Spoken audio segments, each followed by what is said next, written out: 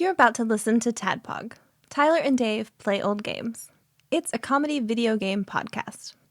We would like to stress that the hosts are not experts and are really just very crass commentators. Seriously, this is an explicit podcast that happens to talk about video games sometimes. So please enjoy this pretty okay podcast with Tyler and Dave.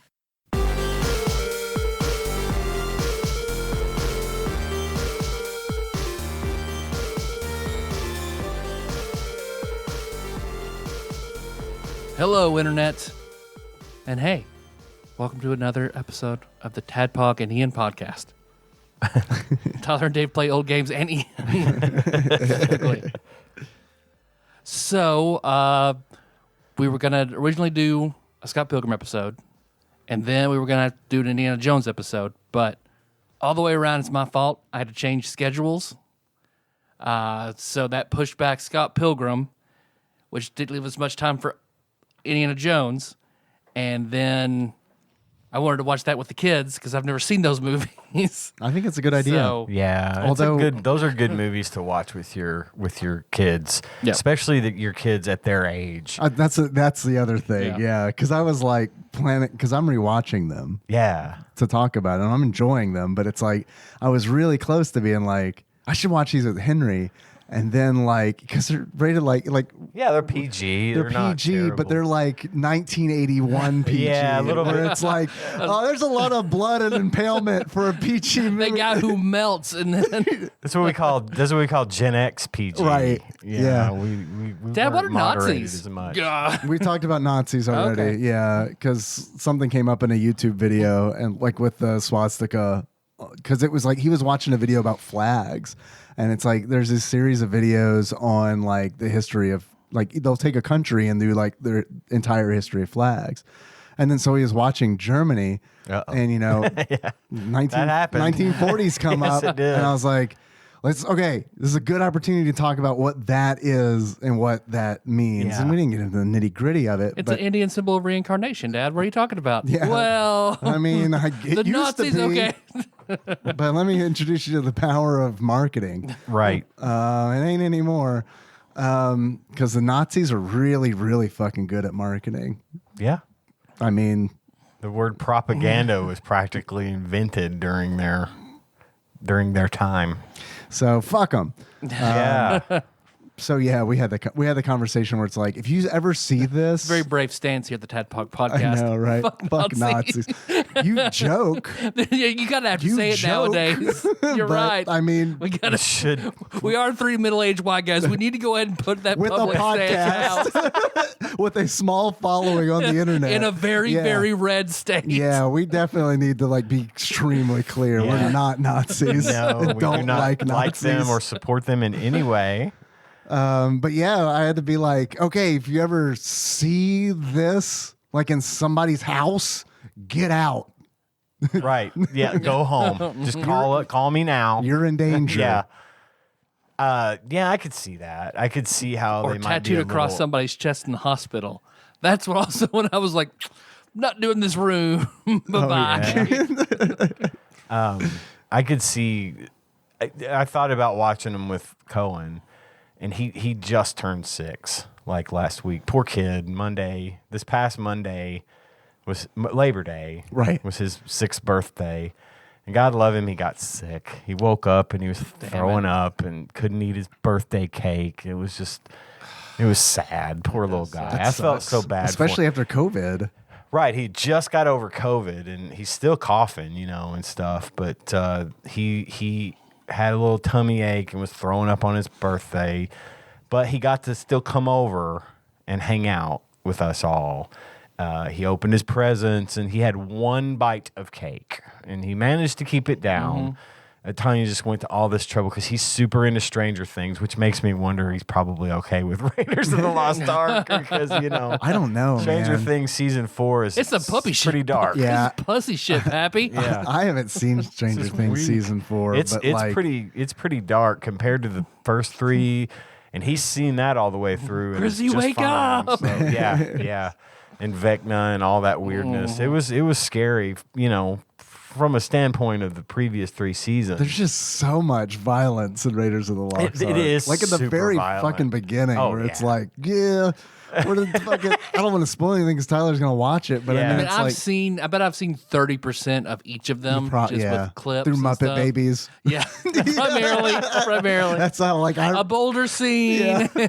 That's how I watched Star Wars. The first time essentially was an episode of Muppet Babies when I was 8, you know? And then I was like, does this connect to that Muppet movie that I watched, Return of the something? Turns out. Muppet Babies did it. Right. Well, they did it pretty good. I'm not going to lie. Yep. I think it was Gonzo as Darth Vader, which was like that's like the best of like Spaceballs. That's like Spaceballs meets Muppets, Yeah. meets Star Wars. Meets Star Wars. But yeah, I thought about that too, and I was like, probably not going to subject him to that yet. I also think it'd be too boring. I think he would be bored with it because there are definitely parts where it's just like it's dull. It's Raiders is particularly dull, and really Last Crusade has a lot more dull parts to it. The second movie, Temple of Doom, was always my favorite. That's the one I haven't rewatched yet. It was my favorite too, but what sucks about it is like being older and hearing like how it's not as good a film as the other 2 movies. And it's I guess that's right. You could tell that they were kind of gearing that one a little bit more towards a family style kind of movie. But I don't want to get too much into that because that's just talk about. But that's all I want to talk game. about right now because I just watched those movies. They're so good, and I grew up loving these films. They were right up there with Star Wars for me. Yeah, I mean, I was super into Raiders. I loved it. I even had an Indiana Jones style fedora at one point. Nice, and I was even back in the late '80s. I was teased about that a lot, so I stopped wearing it. Bring it back. I should. No, wait. No, I'm not going to do that today either. Different connotations. For sure. For sure, milady. We're not Nazis or incels. I feel like we need to make that clear as well. All 3 of us are married. Yep. I'd like to see an incel do that. Can you be married? I've never heard experienced grind take these kind of stances. Just saying. I watched The Last Crusade for the first time. I'd never seen it. That one, I started with it. As an adult, this rewatch. I find that one to be the superior movie. It's a good movie. It's a great movie. I'd say I would also agree. It's great. My nostalgia hits the most. It's weird. I really just like all 3 movies a whole fucking lot. My nostalgia hits the most for me on the first movie. So we're not even acknowledging the 4th one. I acknowledge it because I don't really have a problem with it. I'm capable of suspending disbelief and saying, they wanted to, and there's another one coming. They're going to do a 5th one. But you're referring to Indiana Jones and the Kingdom of the Crystal Skull, which I didn't hate. I thought it was okay. I didn't think it was on par with the rest of the movies. I think that's the problem with it. Is that it's just okay. It's fine. It's fine, and I don't think it was. You can separate nostalgia out of it entirely. You really judge can. it on its merits, and it's not as good. You really can, and it's not. I mean, and I think you could judge the original movies. I mean, I never saw The Last Crusade, so I had no nostalgia for it. Right. And I just recently watched it and was like, that was a good movie. Sure. I mean, that was engaging and potentially better than Raiders of the Lost Ark. I was even thinking. Well, but I don't have for a lot of reasons it is better than Raiders, but for me, Raiders being the first one, that's why I like it the most. Yeah. Like I really love the second one, and I'd say it's probably my favorite, but I could rewatch Raiders of the Lost Ark and quote it almost verbatim and still enjoy it every time I see it because it hit me at just the right time in my life. There's a scene in the movie where he, there's a lot of stuff, and again, we'll get into a lot of the details about it next time when we do the Indiana Jones episode, but there's just a lot of things about that movie that took me by surprise as a child. I didn't know what to expect, and it wasn't trope. None of the stuff was tropey. Not at the time. At the time. It is. It has become. Now. Yeah. But that set the standard for a lot of that. Right. That created the tropes. Right. And it was so successful and so good and so well done. But I really do think they went to that next level in Last Crusade and knocked it out of the park. That movie's really good. It's a really good movie. Having Sean no Connery nostalgia was for it perfect at all, in and I'm not it. even a huge Sean Connery fan. I Right, mean, yeah. I'm a bigger fan of parodies of Sean Connery than I am of Sean Connery. You know. I'll take The Rapists Right. for 200, Alex. So I mean, yeah, I think it's, in my opinion, like that. The Last Crusade is miles more entertaining than Crystal Skull. Which one is the heart removal one? That's Temple of That's Doom. Temple of Doom. And that's the first one that I saw, and that's the one that I have the most nostalgia for. I remember watching bits and pieces of it on HBO as a Kalima. kid. Yeah. Will rule the world. You know, and we had Short Round, who was Right.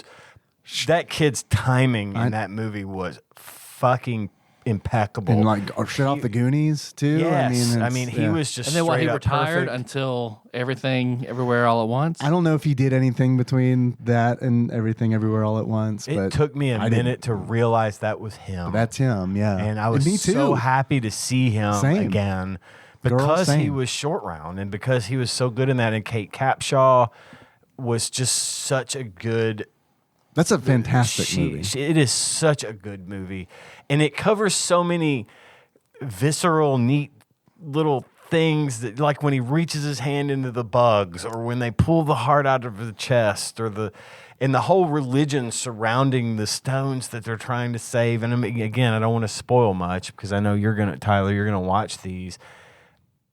From a purely entertainment value, that one is the one to watch. It's exciting from in the first 5 minutes, and it rarely lets up until the end. And I feel like for example, in Star Wars, it's frequently said that Empire Strikes Back is the strongest of the three original. It's really the strongest of the whole series, in my opinion. In my and opinion, most too, people's yeah. opinion. But Return of the Jedi was so much fun. Yeah. You know, and that to me is Temple of Doom is kind of like the Return of the Jedi of the Raiders of the Lost Ark series, just because it's more exciting.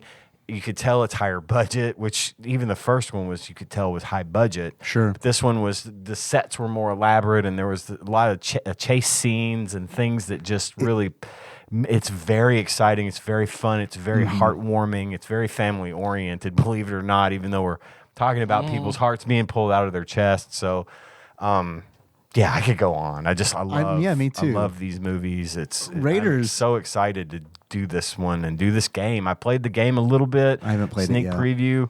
Yeah, okay. You know, Which one's I'm Holy okay with Grail? this. Holy Grail That's Raiders. is Raiders. That's Raiders of the Lost Ark. And Oh, no, Your Last no, I'm Crusade. sorry, it's wrong. Last It's Last Crusade Crusade. is the one with the Holy Grail. Right. The Ark of the Covenant is That's Yes. Raiders of the Lost Ark. Okay. A lot My of bad. religious. Ark. Okay, makes sense. A lot of Right. religious things going on in these movies. In the second movie, it's more of the religion of I cannot remember exactly where that takes place. The movie. Now, I do need to rewatch it and get some of those details, but it's more of a local religion of their gods, and it's not Christianity. But the first one and the third one really center around Christianity. And Hitler's occult obsession and- all the things. which I think is, I mean, incredibly interesting. Like I remember learning about World War II, and like hearing that this fucking crazy dictator was like just trying the weirdest shit, and Yeah. it's like, I don't know. There's just something about that that's like, I want to know more about, Right. like how fucking weird did it get, And Exactly, and he stole so much art from the Louvre and from everywhere, and he got obsessed with Christian artifacts, and he was stealing them. And the Ark of the Covenant was rumored to have God's power stored within, and he wanted that. He legitimately wanted to lead the Nazi Germany into battle with the Ark of the Covenant at the front of the march. I mean, this was a thing. And so they kind of went and ran with that. But I'll tell you, one of the things about Raiders that just really got me was the fact that the archaeology part as dry and kind of boring as it is, even at that age, that fascinated me. Really? A lot of that stuff was just like, I want to do this. And I remember I went to Murray State, and one of the classes I took was anthropology. And I actually excelled in that class. Like, I enjoyed the shit out of it. And I got probably the best grades I got in college in those anthropology classes. And I wish I'd kind of run with that a little bit more. Well, do you know why you didn't? I took the easy way out. Yeah. I went into art, and because I already had a natural talent for that. And Sure. I knew that's why I went to Murray, was because of their art program. Yeah. It's a good art So I was program. kind of on that track anyway, and I didn't really have the presence of mind to deviate from it And I think to get you're into anthropology, but I wish I had, because I find it fascinating. I think you're selling yourself a little short, because just going to school on its own isn't necessarily taking the easy way out. You know what I mean? No. Like, I don't mean that. I don't mean that to sound like it wasn't an effort and it wasn't hard and didn't require a lot of work. I just meant that those classes, those art classes and stuff, came really easy to me. naturally. Because my art teacher for 4 years in high school basically pulled her entire curriculum from Murray State. So, because she was that Ruth? this is Ruth we're Yeah. talking about, and she was an amazing teacher, and she was a graduate of Murray State, and everything she learned there, she took to the classroom and taught us the same. So a lot of what I learned in high school, I took to college and was like able to just sort of breeze my way through it. I had already done functional design. I had already done metalsmithing. I'd already done these things. So the processes and the whole thing, none of it was really new to me, unless I got into a field like I did not do any graphic design at high school. Sure. So I did, get into that fresh in college, and that's where I spent most of my time getting my degree in graphic design that I've never ever used to make money. Well, whenever this But- podcast really pops off, you should go back to school for anthropology. Maybe I just like that stuff, and I think that's where, of course, back when I was a kid too, everyone thought that being an archaeologist and being an anthropologist meant grabbing a whip and going out into the woods or the forest and finding hidden idols and running from The woods are out here. natives. It's We can do the You woods. know, the Find some Native American burial grounds. ancient Kentucky artifacts. There's plenty of it here, but I just really liked anthropological studies and how different cultures do things and things like that. So yeah, that would have been a good field for me too. But those movies really got me thinking in those terms. Like You and probably a bunch of other people too, right? I mean, like, brought it to the those forefront. movies were huge, yeah, and it was like you talking about huge, huge, Star Wars, enormous, huge, yeah, and beyond, yeah.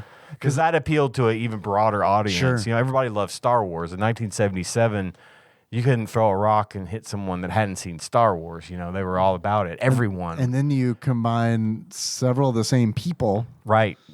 George got Lucas George and Harrison Lucas, Ford, Harrison and then Ford, and John Williams, Oh, it's a perfect. and then you pull in Steven Spielberg, and I mean, it's just like that is a winning. how the hell formula. did I mean, there's no there's no way that movie was gonna be not at least checked out you know what I mean? Oh, like yeah. like just the fact that it exists with those people attached to it, I would think. Definitely. But then again, I don't honestly, like, you're older than me by a little bit. I don't know what Steven Spielberg's real big hit was. I mean, E.T. Yeah, that does E.T. make was sense. my generation's biggest. That one hit for everyone. When did that come out? Was that pre-Raiders? Was that Might have before been- 81? No, it wasn't before 81. It was post Raiders. I mean, Steven Spielberg he did. I'll tell you what really got him in the probably the minds of most people. It was Close Encounters of the Third Kind. That one was, if I'm right, I think that one was in the late 70s. Okay. Or like 1980, something like that. This was post. Gosh, I'd have to look to be sure, but that one really, I don't know what else Steven Spielberg had done before that, and most people probably weren't as familiar with his work up to that point until Close Encounters. And once he did that, which was also an excellent movie. Do you know he was born in Cincinnati? I did not know that. Just across the river. Wow. I mean, kinda. Sorta. Just across the river. But yeah, You're he in was born Lexington. Cincinnati. Yeah. In 1946. He's a little older than my dad. Let me go to the filmography here. I mean, I've probably seen a lot of his work. I won't say most. Okay. So Jaws. I knew Jaws fucking was Jaws. huge, Yeah, but I didn't realize that it was so much earlier than Raiders. Jaws is right. 1975. That's the one. That's the one that probably really got him. There were movies there. before that, which I haven't seen, but maybe you guys have. Firelight, Duel, Ace Eli, and Roger of the Skies. Nope. The Sugarland Express. Heard of that, but I never saw it. And then Jaws, and then Close Encounters of the Third Kind Okay. in 77. Okay, yeah. I had a feeling that it had come out right around the same time as Star Wars, so okay. And then 1941, which I haven't seen. Then 1981, Raiders of the Lost Ark. E.T. in 82. Twilight Zone, the movie, in 83. Yeah, which I guess those are good. That's a good movie. A Temple of Doom in 84. He directed The Color Purple? Yes. I didn't know that. absolutely, Yes. He did Schindler's List. Right. That was a bit later. Yeah. The Goonies in 85 as well. Mm-hmm. Empire of the Sun, Indiana Jones and the Last Crusade. That came out in 89. Hook in 91. I mean, Hell yeah. Hell yeah. Steven Spielberg just had my fucking number in the 80s. I still wear a Goonies t-shirt, you know. I just, those movies affected me.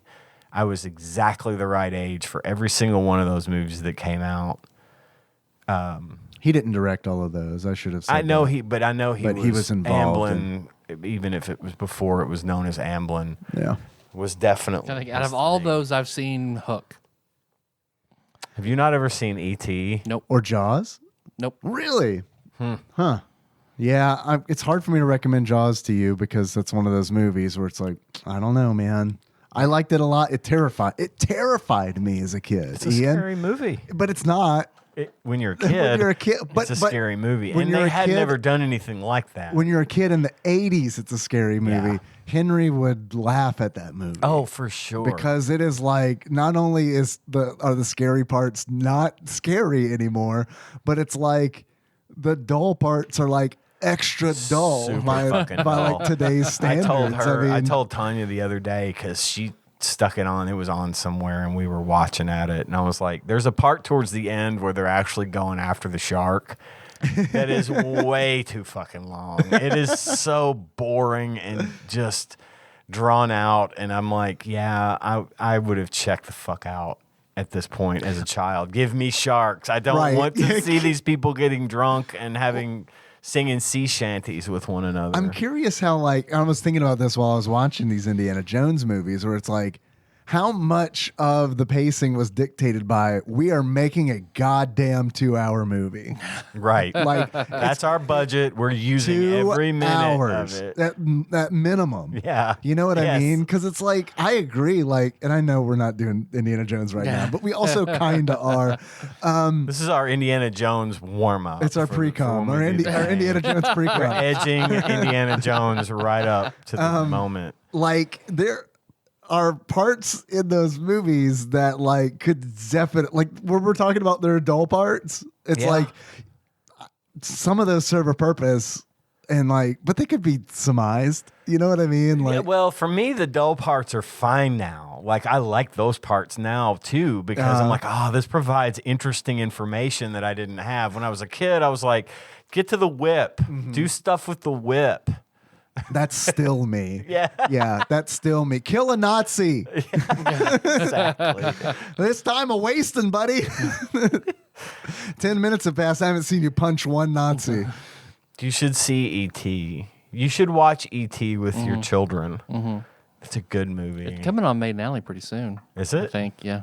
Yeah, that was one of the ones it took it was like 8 or 9 years before that was released on VHS. Like, it was a huge, I remember it being a fucking huge deal when it that came movie out. came out on video because then- it was like you couldn't see it anywhere else. There was nowhere to go to see it. You know, it was out of theaters, and I mean, occasionally the theater would bring it back and show it for a weekend and be like, "Hey, we're showing ET, whatever." But if you wanted to watch it at home, you were fucked. You were out of luck. I was let down by E.T. because it came out in 82. in theaters. I was born in 81, so I didn't see it in the theater. And then, like, I remember it being a huge deal, like you're saying, when it came out on VHS. And, like, my mom was, like, real excited about it. She's like, we're going to get E.T. We're going to watch E.T. We didn't get E.T. I'm sure we rented E.T. Yeah, because videotapes back then were Right. $100 Right. for one movie. We're going to watch E.T. And it's like, I remember watching E.T. and being like, that was okay. You know what I mean? Because it's 1990 at that point, where it's like I'm 9 years old, and it's like, I mean, you were the right age, but it wasn't the right it was time. right, exactly. Yeah, it's a good way of putting that. Because when it came out, it was a big deal. Oh, I know. I rode the Universal Studios ride. Did you? Nice. I want to see the quantum reality, the other path where M&M's takes the deal, and it's not Reese's Pieces. Oh, That's right. I forgot about that. yeah. That movie made Reese's Pieces happen. Yep. Like that Reese's is where it is today from that. They're still around because of the money that was. What are they eating, Mac and Me? I can't remember. Oh, I don't know. I don't think I've ever seen Dots. them. Dots. You never seen Mac and Me? Oh man, I don't think it's I better have. than ET, but in a different way. Just ask Paul Rudd. And I What remember- other movie can you see a kid in a wheelchair rocking off a cliff? Possibly Silver Bullet, starring Corey Haim and Gary Busey, the Stephen King movie, the movie adaptation of the Stephen King book about a werewolf Damn. hunting a young curious boy who's in a motorized wheelchair. I don't know how I knew about this. Good movie. It sounds like an interesting lineup. Should watch the movie Silver Bullet. Give it a shot. It's good for this time of year. It's a good horror movie to throw on the list. We always try to watch more horror movies during this time of year, obviously, because we're approaching Halloween. It's and spooky stuff, season, and Ian. Spooky season, and so that's on the list. Always on the list. Good stuff. I remember speaking of Steven Spielberg joints, Poltergeist. Mm-hmm. Not a Spielberg movie, I don't believe. I think that was Richard Donner, but Steven Spielberg was involved. Yeah, he's in the Produced credits it. for sure. I think he's producer. And it felt like a Steven Spielberg movie. It had all the right, that some movies just have a certain feeling. Mm-hmm. That one felt like a Steven Spielberg film to me, but it terrified me because there was Poltergeist was a scary movie. a scary movie, and I was fine until the clown scene. And the clown scene really bothered me. Yeah. Like I was very young or too young to really be watching that movie probably. And I had bad dreams about that stupid clown doll coming to kill me. Silver Bullet is Can't a sleep. 1985 Clown will eat me. American horror film. Mm-hmm. Cool. Corey Haim, Gary Busey, like you said, and then some people I haven't heard of. All right. Yeah. I'll have to check this out. I mean, you had me at Stephen King and Gary Busey. Yeah. But this is like not unhinged Busey. This is Pre-brain on the ground, yeah. you see. He's still pretty crazy. all right. Great. I love it. Great. He's the fun uncle. Okay. The dangerous and fun uncle of the kid in the movie, and he's the gearhead uncle that he soups up. He makes this like souped up motorized wheelchair for his paralyzed nephew. Gary Busey is the Daffy Duck, as Nick Nolte is the Donald Duck. True or false? If Donald Duck were sort of depressing, I guess he is. Yeah, I think he's, except for when he murdered Goofy that one time. Should have hit him in the head, man, with that fish. Should have gone for the head, Thor. Yeah, maybe. I guess that works. Something know. out there. Nick Nolte. Beverly Hills. Harrison Ford. Another 48 hours and another 48 hours. Wasn't Nick Nolte going to be Han Solo? Wasn't he like on the list of like potential Han Solos? Probably. Have you ever seen that sketch of people auditioning for parts for Star Wars Maybe. on Saturday Night Live? It was and one of them was Christopher Walken. I think I can't remember. It's been so long since I've seen that, but a lot of people were on the list for Han Solo. Han Solo. God, I love SNL so much, but man, this next season is gonna be rough. What's up with next season? like a lot of all my favorite people are gone. Who's leaving? Kate McKinnon is gone. Oh, That's no. a primarily big one. Yeah. Kate McKinnon. That is a big one. She was like 80 Bryant. I think Cecily. Man. Yeah. I She's think leaving too? She had left, but then decided to come back for another season. Oh, I didn't know that. So I don't think she's gone. I think she's sticking around. But like Melissa Villaseñor is gone. Pete Davidson is gone. Beck Bennett left last season. Like a lot of my favorite people from Keenan? the current cast. He's staying. Keenan is still there. Good. Yes, he's got to keep that streak alive, The big man. rumor is that once Lauren retires, Keenan becomes the new Lauren. Is that right? That's what I've read in multiple publications. I could see it. I People mean- think he's got the experience. He's been in TV. He's been his yeah. whole He's been fucking on life. SNL. He's been for on SNL for a long time. Isn't he like the longest? Oh yeah, by far. Cast He passed member? Tim Meadows years ago. Yeah, and I mean that's insane. Yep. Crazy. Saturday Night Live. What was it I watched the other day? Oh, something came up on TikTok. It was Phil Hartman in the colon blow commercial. Oh man, I had that on VHS. All the best SNL commercials. you'd have to eat over 2 million bowls. He rides up on the big pyramid of bowls. Still makes me sad. Still makes me so sad. Yeah, it's a tragedy. It is. Well, I guess I also want to say, like, because of my schedule change, we couldn't get Scott Pilgrim to work out schedule-wise. So that'll be on hiatus for a little while. Not permanent, but it'll probably be a few months before we get back to Scott Pilgrim. Just because, and I appreciate everybody working because I had to pivot, but unfortunately, we couldn't work it out between all of us and didn't want to leave anybody out. So we'll just wait on that one. No Not a big worries. deal. Yeah, we'll get back Forward to it. picking back up. Me too.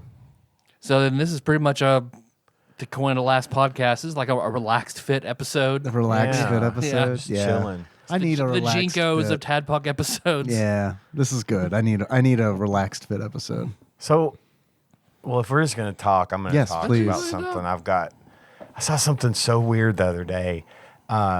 I've mentioned on this. Two guys holding hands. They were right down the street, just Nick sitting there. Nolte and Gary Busey playing dueling pianos at a cartoon bar. It's the weirdest thing. I've mentioned on the show before how I dig vintage porn. Yeah, Have you ever like seen the- Dave's old porn? Not that Dave, Not me. but Dave Attell's short-lived HBO show, Dave's Old Porn. No. He has a guest on, and they watch old porn. Oh, I gotta watch. Oh that my one. god, it's it's so really good. Okay, because I love the old stuff. I love a great big old bush. You know, I'm just into it. I dig it. Man, we were watching Shudder. Nikki and I were watching Shudder the other night, and have you heard of a movie called The Toolbox Killer? No. So like, I'm so sorry to derail you, but you said Bush. No, and you're fine. That triggered that triggered a recent memory. Toolbox or toy box? Toolbox. Actually, It's about this guy, and I swear to you, this is how they wrote the movie. Nikki and I were laughing. I think we have seen this. because Tell me. we were laughing because it's like, okay, here's how they wrote the movie. Someone was like, shit, we got to write a movie, but all we have is this toolbox. What if there was a guy and he used every tool in a toolbox? Oh, wait a in different minute. way to kill Wait, no. Did they go on they go to a cabin and or they're. It's in an apartment. It was like in an Oh, apartment no. I'm thinking of complex. something else. And I think we did see Toolbox Killer. yeah, I'm sure you have. It's running on like one of the live I know we watched things this. on This Shudder. sounds really familiar. And to it's me. like, it was straight up like, it was one of those where it's like, this is like kind of softcore porn, but you know, and I told Nikki, I was like, this is why I got into horror movies, is because as a child, this stuff would run on late night cable. And this was always like a pretty good bet. You're going to see some boobs Yeah. and maybe some bush. Right. And then like 30 seconds later, there's full frontal, like early 80s bush. And it's like, we got it. We got bush. Got it in one. Yeah. I don't know. It feels like you're not, what I don't like, I don't have a problem with it. Obviously, it's great, but like, I feel like you're also not seeing anything. You know what I mean? It's like another pair of clothes. It's nature censor bar. Yeah. Well, I don't know. I think the whole thing for me was, the first porns I ever saw. Right. were in the 80s, but they were from the 70s Sure. of some, like the girl I knew down the road whose dad had this one. I think I mentioned that Barber Broadcast was the first. It was the name of the first movie. I've mentioned this on the show. I know it's been a minute. But that was my first experience with porn, and so therefore it was locked in. And everybody in that movie had a full-on bush. It was just the thing. And it's always just been sort of something I've gravitated to. But I love these old movies because they're the scenarios in these fucking movies are so awful, but they're so awesome at the same time. They're ridiculous scenarios. There's always some, like in Barber Broadcast, the opening scene takes place in this restaurant where basically you just order sex stuff off the menu. Now I remember. Yes, now I remember this. And the 'cause guy, I remember looking it up after you she talked orders about like it. a number 12 and a dude comes over and jerks off onto a bed of lettuce. It's a Starbucks. Or you can order, one lady comes over, can I borrow your waiter? Mine isn't. And then she sucks him off. And there's someone having sex on the buffet. I mean, it's just, Wendy's. it's taking, chongs. It's taking these everyday scenarios. You haven't been to Steak and Shake at 2 a.m. and Take these everyday scenarios and then it's like, it's completely normalized and nonchalant that there's people having sex over here. That's what we expect to see, and it just struck me as it's so dirty, It's just like, wow. What if it were really This like is a restaurant owner's nightmare. This is a health code The health violation. inspector's here. I hope he's here to jerk off and not close the business. So I have to make a weird parallel here. So Please. just bear with me. I jerked off on some lettuce and waited for 20 years for someone to ask for a number 2. And bought a Merkin. About American. We're all familiar with Breaking Bad. Are you? Dave? I watched a little bit of it. You know the guy in the wheelchair, Yes. Hector Salamanca. Yes. The actor's name eludes me right now. I need to look it up. But anyway, the other day, He's the guy who came on the lettuce. no, ding, ding, ding, ding, ding. there's a classic. There's all the big classics that most people have heard of, which is like Deep Throat and The Devil and Miss Jones and Behind the Green Door. These are all names of old famous. I've heard of one porn. of those. And these were Heard of all one of ones those as well. Yeah. This was back in the day when porn had like movie premieres. Like they would premiere these pornos in movie theaters and have big openings for them. It was a huge deal back Staff then. hated it. Yeah. Well, no, people would just dress up in tuxedos and evening gowns and come to watch the premiere of whatever. These were shot on film and they were, if you ever watch Boogie Nights, it's kind of like I in need to see the Boogie golden Nights. age of Josh porn. doesn't. Why doesn't Josh need to see it? He's scared of prosthetic penises. When Josh and his college girlfriend broke up, it was a very rough breakup. I forgot about this. It's been so long. And Josh was in a very bad place for like a month or two. And early on, when he was virtually inconsolable, that's He when went into porn. He went into porn, yeah. Named himself Duck Dougler. You know me. They had Called him Eggman. He used to live with McWayne, and we had 3 other friends upstairs. It was a whole house to themselves, so they had a big house party. Everybody's trying to cheer Josh up, but there's just nothing to it. So he's upstairs, and they're watching movies and drinking, and everybody's partying.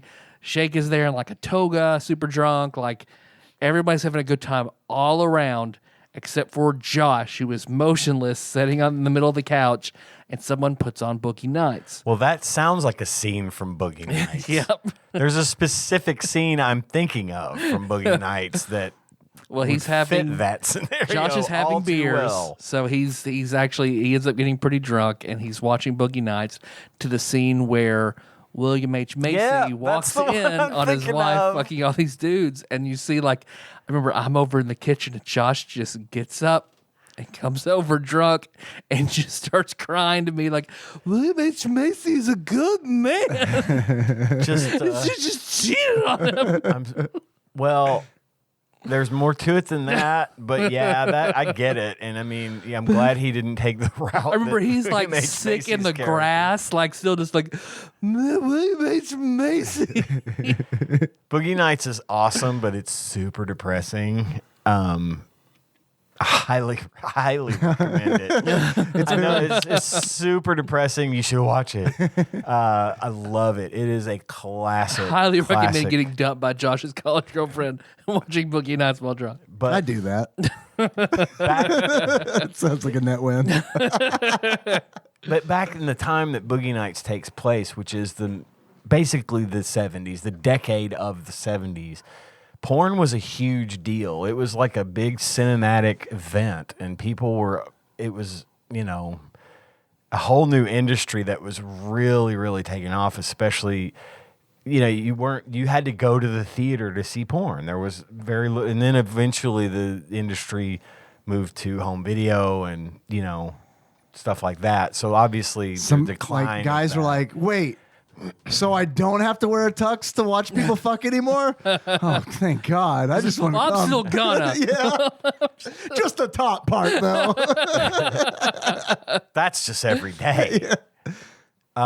So I'm making a point, I promise. One of the big name movies from that era was called The Opening of Misty Beethoven.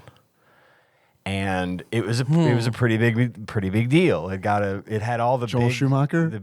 Steven Spielberg. Did Okay. that one. Oh, that Joe. I remember Joey Shoes. Yeah. The opening of Misty Beethoven, and the premise of the movie wasn't as sort of outrageous as like the Barber Broadcast and some of the others, but this one, there were multiple scenes that took place on a jet plane, an airliner.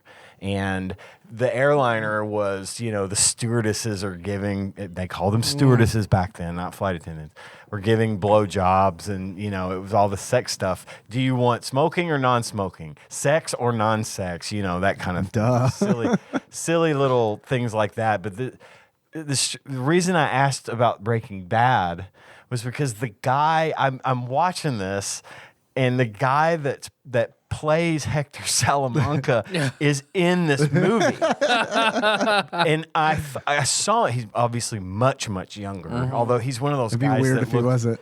Well, he's one of those guys, How'd you do that, man? He's one of those guys, though, that still looked old when he was young. Gotcha. Like, he started off looking old, and he's only gotten, like, older. Right? And I got to look at his name. But I'm thinking to myself, oh, no. Because he's just sitting, he's this grumpy guy sitting in the seat on the plane. And the stewardess walks up and asks him something. I'm like, oh, no. No. I do not want to see Hector Salamanca's dick. I don't want to see him doing anything. I do. Fortunately, Damn. for me, he had like 20 seconds in the movie of just being a grumpy dude, and then that was it. He wasn't in anything else in the movie. Nothing happened except he was kind of surly with the flight attendant, and that was it. Was Sylvester Stallone actually in porn? Like, did a porn, or was he like what I always heard. that, like where Hector was just there? I know Schwarzenegger did porn. Oh, I didn't know that. That was like what he did first before he got really big and started being in like Conan and stuff like that. Yeah. I don't know if Stallone was in porn. I wouldn't be surprised if he were. Yeah. I mean, there was a huge market for gigantic muscular dudes back then. Yeah. Mark Margolis. Margolis, thank you. Yes. Has an uncredited scene in the famous 1970s porn, The Opening of Misty Beethoven. Yeah, they mentioned here the opening of Misty Beethoven. Yep. So I just thought I would bring up that, He plays Mike Margolis has been in porn. In the but Breaking wasn't- Bad extended universe. This is where it's- he plays unhappy man on plane. Yep. Yep, that tracks. Back in my day, we got blowjobs on the ground. That's true. This is witchcraft. But he looks so different because it was, 40 years ago or whatever, or almost 50 years ago. He looked so different. I was like, God, I recognize that guy. And then I'm like, I'm thinking on it for a minute or two, and then I'm like, holy shit. Look it up. I'm like, yep, that's him. Man, he was Ding, in ding, ding, ding, ding, ding, ding, ding, ding. Scarface. I need to rewatch Scarface. Apparently, yeah. It's been a fucking minute since It's been a really long time since I've seen Scarface. I don't actually think I need to rewatch it. I mean, I may. It's okay. Put it back on my radar because I probably wasn't paying attention to it when I saw it the first time. it's one of those movies that I feel like kind of got like, Edgelorded. yeah, a little bit. Yeah. Like how they say what Joker is Passion of the Christ for juggalos. Oh, wow. All right. There is that Haven't scene heard where that, they're but I passing see them that. around. I could see that. Yeah. I could totally see that. They hand him a Faygo. Or a Fanta if he's in Indiana Jones. Yes. Yeah, I got to drop that fact on Good one. Labor Day weekend. We went over to my mom's and we were watching. Henry is watching YouTube, and like one of the things that came up was like logos and how they've changed like through the years. And one of them was Fanta, and I was like, "Yeah, I knew Fanta was around since the '40s." Let me tell you why. This video doesn't tell you, but it's Nazi Coke. I didn't know you guys had Nazi memorabilia in your house. This is a YouTube video. My parents do not drink Fanta. It's real important. They do have Nazi memorabilia, but they do not they're not. drink Fanta. I don't want you to think poorly of them. Please. God, there is so much of that crap to be found in the little antique shops around here. Nazi stuff? Yes. Really? It'll be stuff that like World War II soldiers that came back and, you know, maybe they killed a Nazi soldier and took his stuff. Well, I do remember a 97-year-old woman that Melissa used to take care of. Like, she had where her husband was there and took a flag out of Hitler's house. So, like, she's like, yeah, open my drawer over there. And Melissa opened it up, and it was, yeah, surely to God, Hitler's like a Nazi dick. flag. Hitler's dick. We found it. But no, there's a couple of places, those little antique shops downtown. There's one in particular that has like a whole case of stuff like that for sale. But it's for sale, and that's what kind of bothers me. This It's like, belongs in a museum. Don't sell this stuff. I mean, if you keep it as a Well, it makes me feel memento good that or it whatever, wasn't that it was there still for sale and not just gone. Like, what happened to all your Nazi Probably not stuff? priced low enough, let's be honest. Probably not. Oh shit. Man, I got an idea. All that antique store needs to do is just, I don't know, open up a little booth at, I don't know, Tater Day or something. Yep. Yep. We sold Yeah, out. mark it up. Yeah, lemon shake-ups and Nazi shit. That's what it signs says in handwriting. It's just written. Just marker on like the back of a box. Fanta shake-ups. And yeah, with Fanta 2-liter bottles for you to throw the rings on and get it. Yeah, that's Nazi Coke. Well, hell, give me another ring. I'll try again. Yeah. It's that kind of stuff is tough though, right? Like the Fanta stuff and all that, because it's like, I mean, we got NASA, you know what I mean? And it's Yeah. like, I was We listening. landed on the moon. Thanks to the Nazis. I was listening to the last podcast right before I came out here, where they're talking about Operation Paperclip yeah. and how fucked up it was, and because Ben was like, "What? Can you say anything good that came out from Operation Paperclip?" And Marcus is like, "I'd be the moon landing." And Henry's like, allegedly, the moon landing, Nope, that's if we actually did it. That's why we only did it once. We felt so guilty about it. We're like, Nazi tech. They're talking about going back. I know. Yeah. I'm thinking probably build a fueling station for a mission to Mars. I think I just want to get that car back. You seen how expensive cars are with this Yeah, inflation? right. We'll go get that Tesla. Exactly. But what, I guess with all the shit with like Russia abandoning the International Space Station and all that shit and pulling out of everything now. So may as well go reassert some shit, since Russia's down to the point where, I mean, what they're buying ammunition from North Korea because no one else will sell anything to them. Yep. Like, ooh, Real popular Russia. real right popular now. that Russia. What else have you guys been up to? Anything? I've just been watching a lot of TV. Yeah. That's all I feel like. That's all I ever talk about is shit that I've watched on TV. I finished JoJo again. Got through. You're caught up. I'm caught Yeah, up. you got I to the new to- stuff. through the new episodes of JoJo's Bizarre Adventure. It is still bizarre, as promised. Not an adventure anymore, though. They kind of settled down. It's kind of really not so much of an adventure, but I guess, what are they going to, they're not going to change the names. Man, we've been watching a lot of Adventure Time because Henry's been watching me play Multiverses. He likes to watch. Okay. And we had been watching Bob's Burgers quite a bit, which is really entertaining for me because it's like so many of the jokes like go completely over his head. He likes all the kids stuff in it. Sure. Like when the kids are doing things, he loves that. Yeah. But I mean, there's so much that's like I'll be laughing. I'll look over like, does that register? Yeah. Nope, not yet. Give him a couple more years. But like Adventure Time has kind of replaced that because he's been all about it because of Multiverses.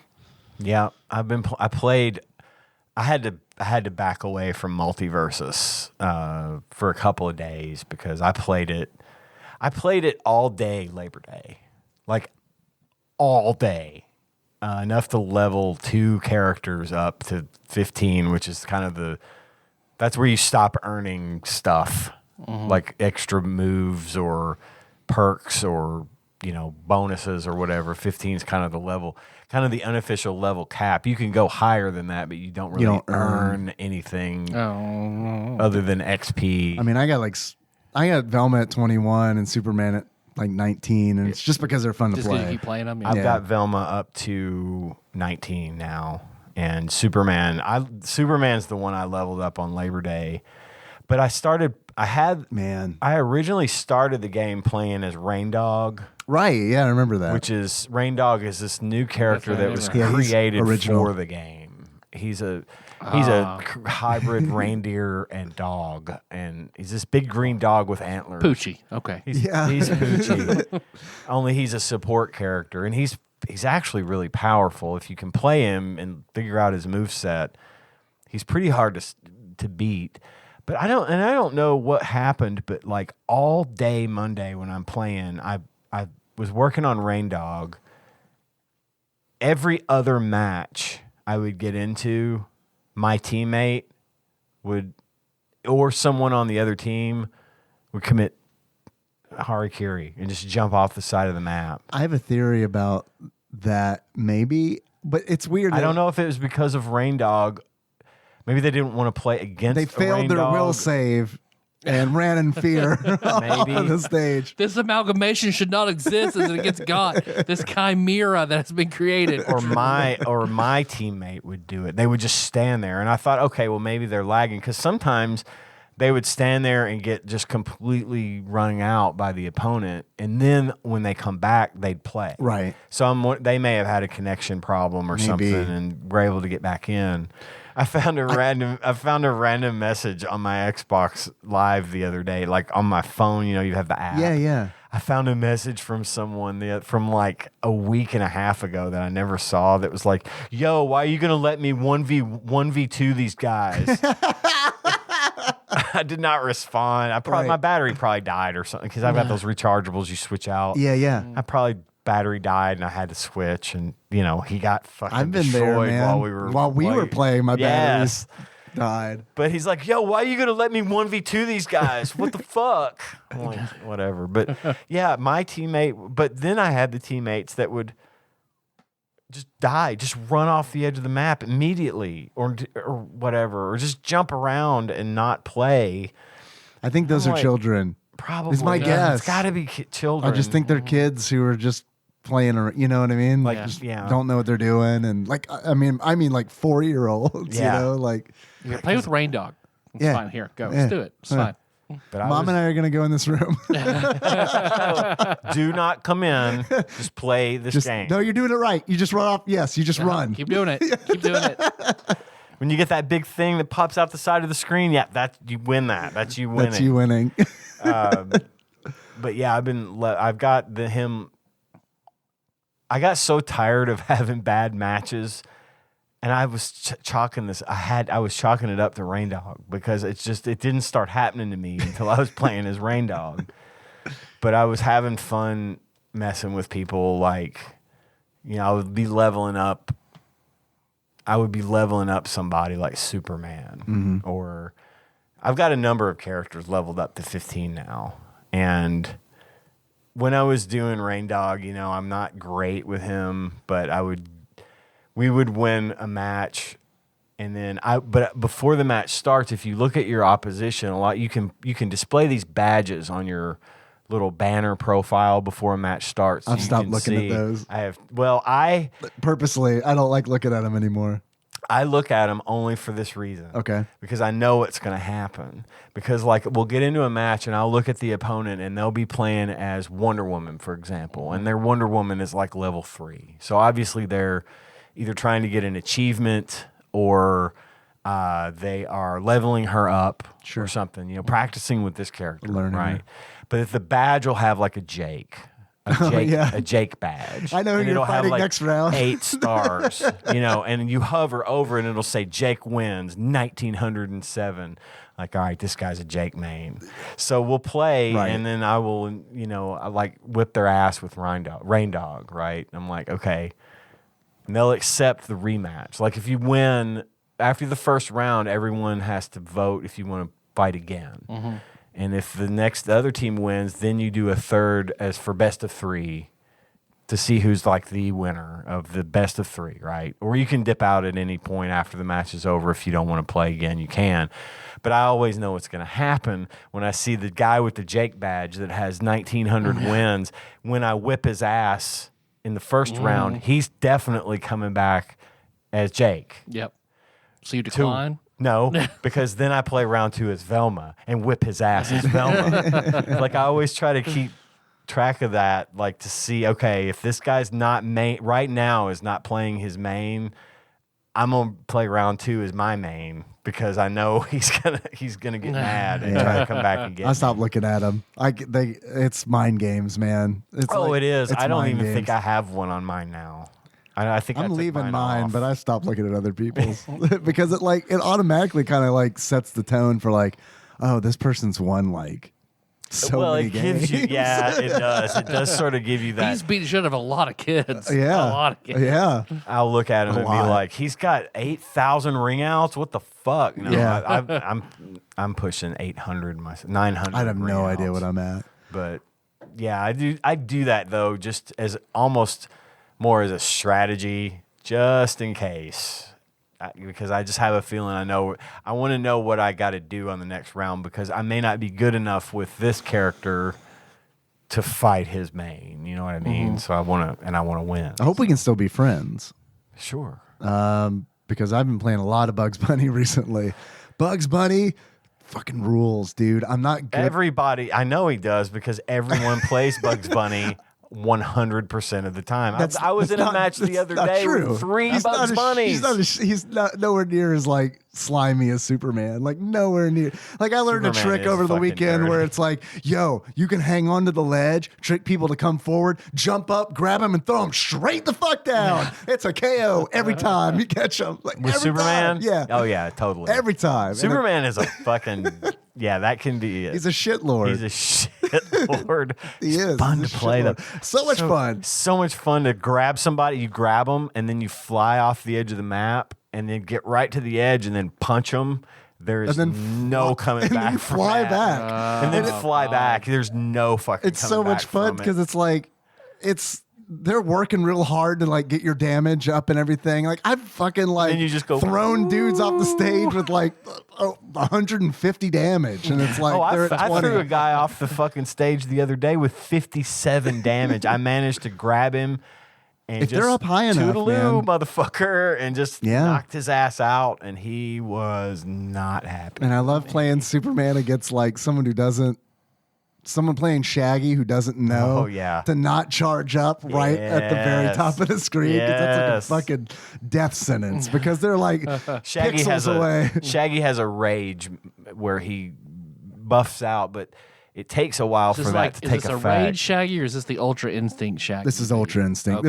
This is him going Super Saiyan. Like he hovers wherever he is. So a lot of times they'll try to go to the top of the map to get away from everyone. get away from everyone and do their rage, because if you do it right in the middle of the fracas, you're going to get hit. It's going to 'cause interrupt it your takes charge. a good 4 seconds for that thing to fully charge up, and that's obviously a lifetime. But if you're Superman, So you see Shaggy a will be up Shaggy in the doing that left-hand shit. corner doing his shit. If you're Superman, you just jump, and then hit left Y, and you fly. You just slowly, so slowly fly over to Shaggy, Yeah. grab him, and keep flying.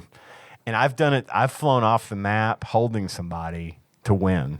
Yeah. Like taking the yeah, death. right. Because they're at like 3 and we've only got 2 defeat or 2 ring outs against us, and they're at 3. So I've grabbed people and just flown off the map, and that's their 4th, and we That's win. what people do with Kirby. Will inhale in Smash Brothers, inhale Kirby, then jump off. That was Shake getting mad at losing, so he chose Kirby, and he was like, "That's it, dudes. I'm just sitting here sucking until somebody comes in my mouth." Superman is a shitlord. Yeah.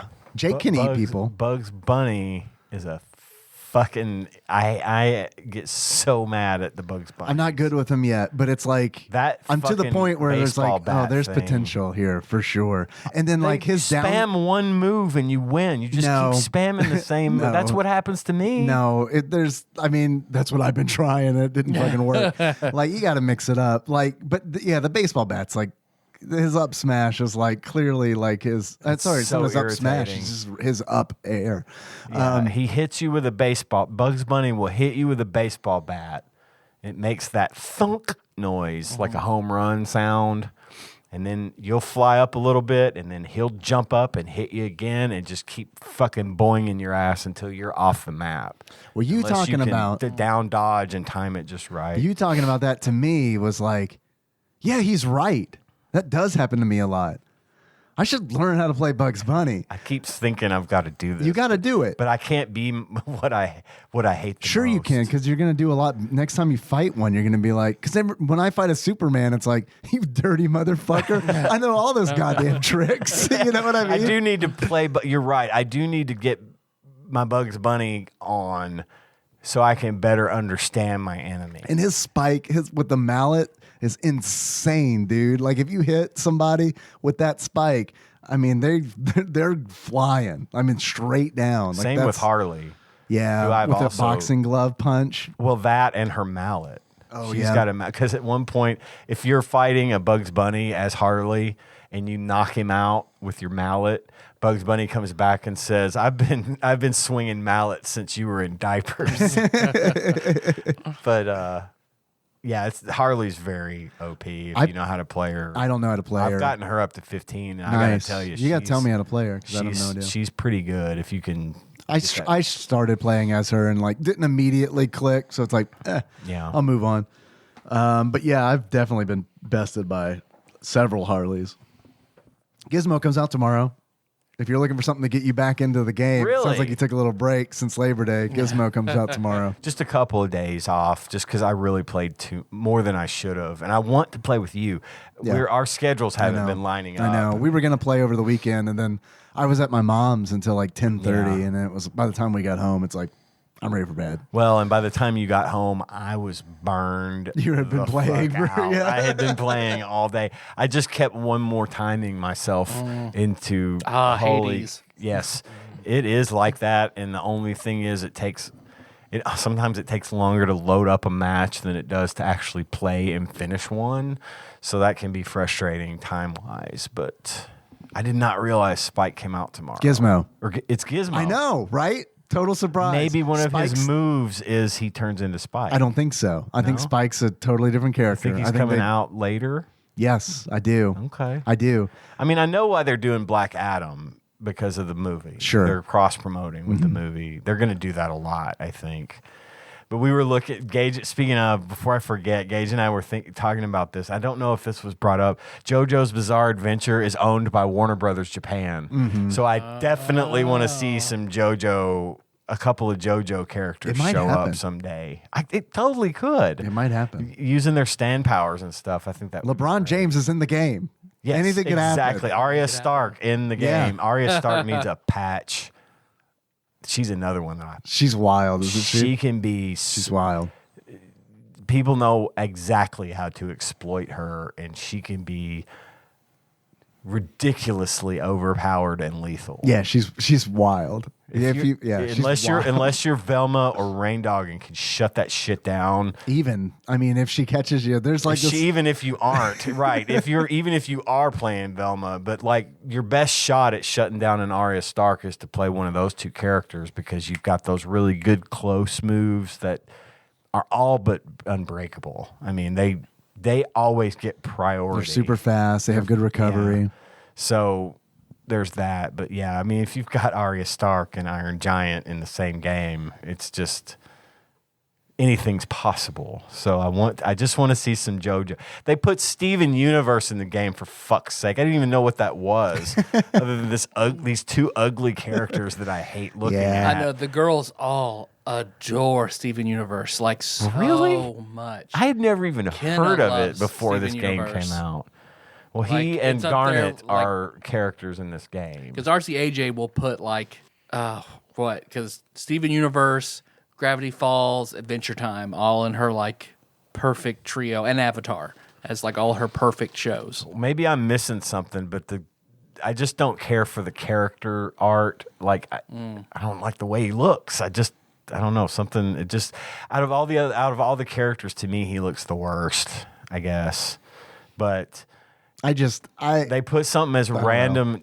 I think his dad's a rock, so Okay. yeah, they're all like their parents are all like universal rocks or some shit. Like that's why they're all like Garnet Sapphire, and then Steven's dad was like a rock or something. Okay. So Well, I don't Chris get Rock. it, Chris Kid Rock, and I'm sure obviously it The appeals. Rock, Kid Rock, Chris Rock. the holy trinity of rocks. Obviously, it appeals. To All three rocks came in a hole in the Steven Universe. We are the Quake Force. but I don't know that. I feel like I don't know that I Rock would've- Lee. Oh fuck! I don't know that I would have picked those two characters to be in this game. But If I don't come more than Dwayne Johnson, then I do not deserve. The Rock, which starring Sean Connery. Yeah, man, Gizmo. I'm excited. Support character. Yeah, okay, yeah, support Okay. character with I do like my support characters. He's got the bow. He's got the Mogwai song. Okay. Well, I'm in. I'm definitely going to play tomorrow then. I hope it's tomorrow. I hope it didn't just completely lie. I knew something was coming, but I mean, they led me to believe it was Spike because they. I know they got him in the art and show everything, the right? Game art, And then now. like what was great about, because Nate shared it in the TADPOG Discord, and like it was a tweet from Multiverses, and like going there and like reading the comments, the fucking salt, dude. Oh, God. The salt, where it's like, if you don't release Rick next week, I'm done. Uninstall. Dude, it's I just like, I oh, made the it's great. mistake of going to the Multiverses Discord. subreddit. Oh man, To the subreddit. Oh no. I wonder what's worse, because the Discord is fucking. Oh, I'm sure It's a it's show, awful, man. but man, that's real time salt. You know, we're talking about just posts that have received 8,000 upvotes of shit just like that. This game's fucking unplayable. You need to nerf Arya Stark right now. And of course, they also refer to one of the guys that makes the game. I think his name is Tony something. Okay, or other. now this I don't know. Well, they're one of the devs. Tony Robbins. It's probably not Tony Robbins, but one Tony of the Romo, since he's injured all the goddamn time, he's probably making video I don't know who games. is that. He's a quarterback who shit on me the last season of fantasy football. So yeah, it's to be expected. I thought it was like a steakhouse or something. Tony Romo's. there is some sort of a restaurant like that. He was like the Gizmo tomorrow. All right, cool. thanks for confirming that. He was like the quarterback for the Cowboys. Yeah. But no, it's bad. And there's a dev named Tony something or other, I think is his name or whatever. But apparently he is fairly responsive to people, like on Twitter, which is like, God, you poor man. Because, you know, the one or two times that he has responded directly to people messaging him on Twitter or atting him on Twitter about do this or can you do that? Or They is sent a this coming? SWAT team to his house. Maybe. I Tony don't know. Hunn? Maybe. That may be right. Tony, did you say Hun? Hun, Huynh. Hun. But I guess he was really responsive, especially when the game first dropped. We'll teach him. It's in beta. Well, now every Just other... like they taught us in TADPOG. Yeah, no shit. Every other response now to someone complaining is, well, just message Tony. And it's like, no, Yikes. leave him alone. Tony's got shit to do. He doesn't really want to hear from you.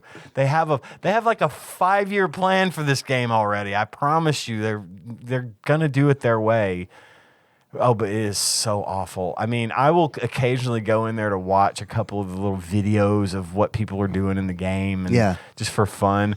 But God, it's every other post. Yeah. It's like, this game is fucking unplayable. I can't understand why you people don't understand that we need this nerfed and we need that fixed. And it's like, God, please shut up. I don't need. They don't need to shut up. I need to stop going. To that subreddit. I took one peek on the Discord. one peek. That's all it took. And it was like, oh my God! It's like when Ark of the Covenant. Yeah. It's like, don't look at it. Don't look at it, Dave. Yeah. Henry and I are like tied to a tree. I'm like, close your eyes, son. Keep your eyes shut, Henry. Yes. Cause man, it was like a holy shit. All it is like shit talking, like turned up to 11, man. Like just like it's you know that like toxic slime that like Morty gets in when he loses? Yes, it's like that in yes. Discord form. It's like the stuff in Ghostbusters 2. It No, just that's makes positive everyone slime. hate. I thought that made everyone salty. Like I thought the stuff in Ghostbusters. Oh, that's the negative slime. Yeah, you're right. made Yeah, they everyone got the two negative. different Yeah, slimes. just flowing right through the Discord. I just hope that Gizmo isn't as disappointing as Morty was. Man, yeah. I haven't given Morty another shot. Me neither, but I don't want to. I played against also. some good ones. Me too. But I don't see I'm just not myself good- being like that good. I'm not good enough with the game to like grok how to Morty. No shit. But yeah, Gizmo, okay. I'm in. Gizmo's support, so I feel like, I mean, no offense to support players like myself who likes to play love Velma, playing but support seems like it's probably like out of the classes, it's like the easiest of the classes. I'd say it is only because I think they buff out support characters a little too much because they're support. Right. So rather than making them, like the assassin class is the glass cannon of the game. You've got Finn from Adventure Time, Harley Quinn, and Arya Stark are assassin class. They do really high damage really fast, but they're also easy to hit and easy to damage and easier to knock out in the hands of a somewhat inexperienced player. You can take them down pretty quick because they accumulate damage really fast. And of course, then you got tanks who can take a lot more, but they don't dish it out as much. Yada yada yada. But then the support class is, I find myself not being as supportive as a support class player as I want to be because it's just too easy to deal fucking heavy amounts of damage with your support characters. Like Velma being my main at this point. If I had to pick one, it's her.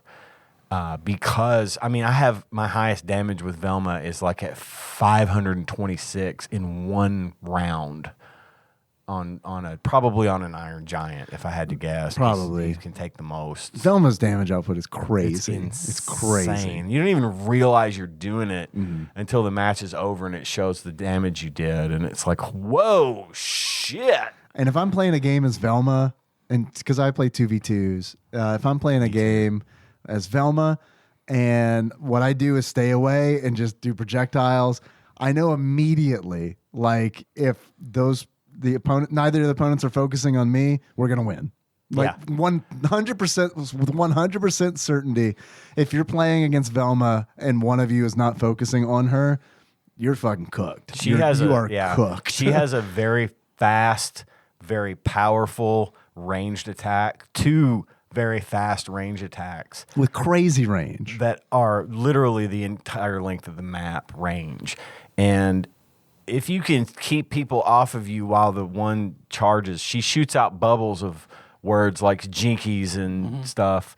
and hits other players and knocks them back with this. And then she's got this megaphone that you can either hit them with and weaken them and knock them back, or you can project the megaphone through your partner and it amplifies and gets them again and goes even farther. And heals your ally. And it heals them in the process. Damn. And you can have a perk where, like, when you punch people, like, you can punch clues will come out, like little cards that look like footprint or they're clues.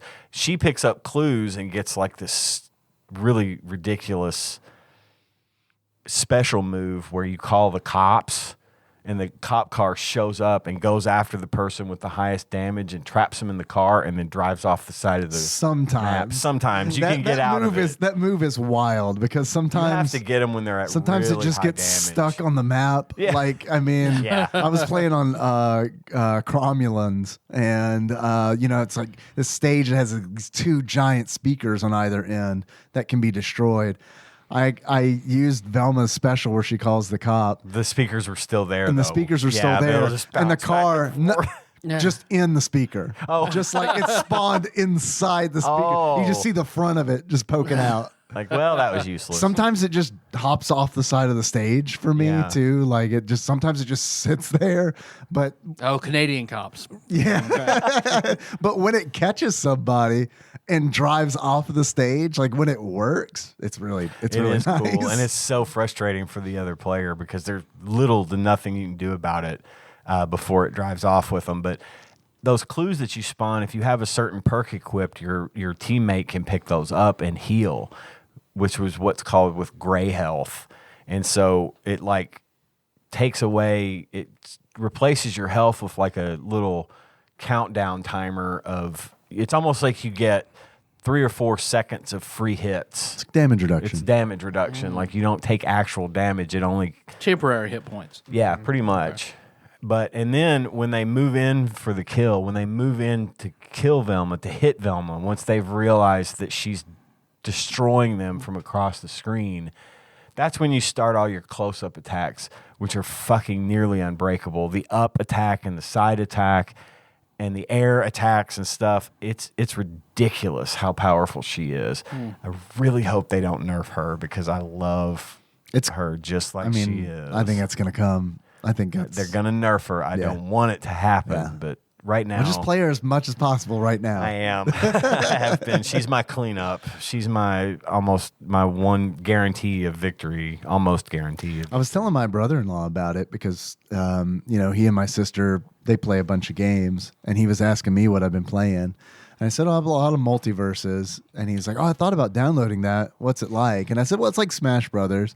And he's like, is it balanced at all? And I was like, nah. No. You ever played that Sailor Moon fighting game on the SNES? It's like that. Or the Warner Brothers character. It's like, no, it's not balanced at all. But I mean, it's still fun. It is fun. I highly recommend everyone give it a shot. It's free. Just get in there and play. Didn't Phoenix Wright in Marvel vs. Capcom 3 have some sort of mechanic where you collected like 3 clues? I don't remember. It tracks with the character. Yeah. Because I remember something about him. Like, I remember I wanted to play him, but was no good at him when I tried. Like, no good at all. Well, Tyler, Yeah. you should try this one. You might like it. You might You like like it. Smash I thought about Brothers? it. Was it? I do. Yeah, do. you'd like this. It's It's like that. it's different though in that I know that you like to play Smash Brothers like with a group where it's free for all. You can do this in that game. I haven't done it yet. This feels a little multiverses. It seems like they're trying to be a little more serious, and by that I mean like it feels like they're catering to the people who play Smash Brothers without items, and like who like do 1v1s and 2v2s and that stuff. That seems to me like if that wasn't, that had to been in their mission statement for the game. Where it's like Smash Brothers, but like we're gonna try to scoop up the competitive Smash Brothers players as opposed to the party game Smash Brothers players, Yeah, that's definitely me. and yeah, I feel like that's more your speed. Yeah. So I don't know. I mean, you might love it. Definitely try it, but that would be my trepidation of recommending it to you. Yeah. Now I don't know if this is true for everyone. It was for me. There was a learning curve. There was a wall that I hit that I had to overcome when I initially started playing the game of I have no fucking idea what I'm doing. Yeah, because you hadn't really played Smash. And I hadn't really, yeah, I'd never really, I've played Smash Brothers, but not seriously. And I didn't really understand.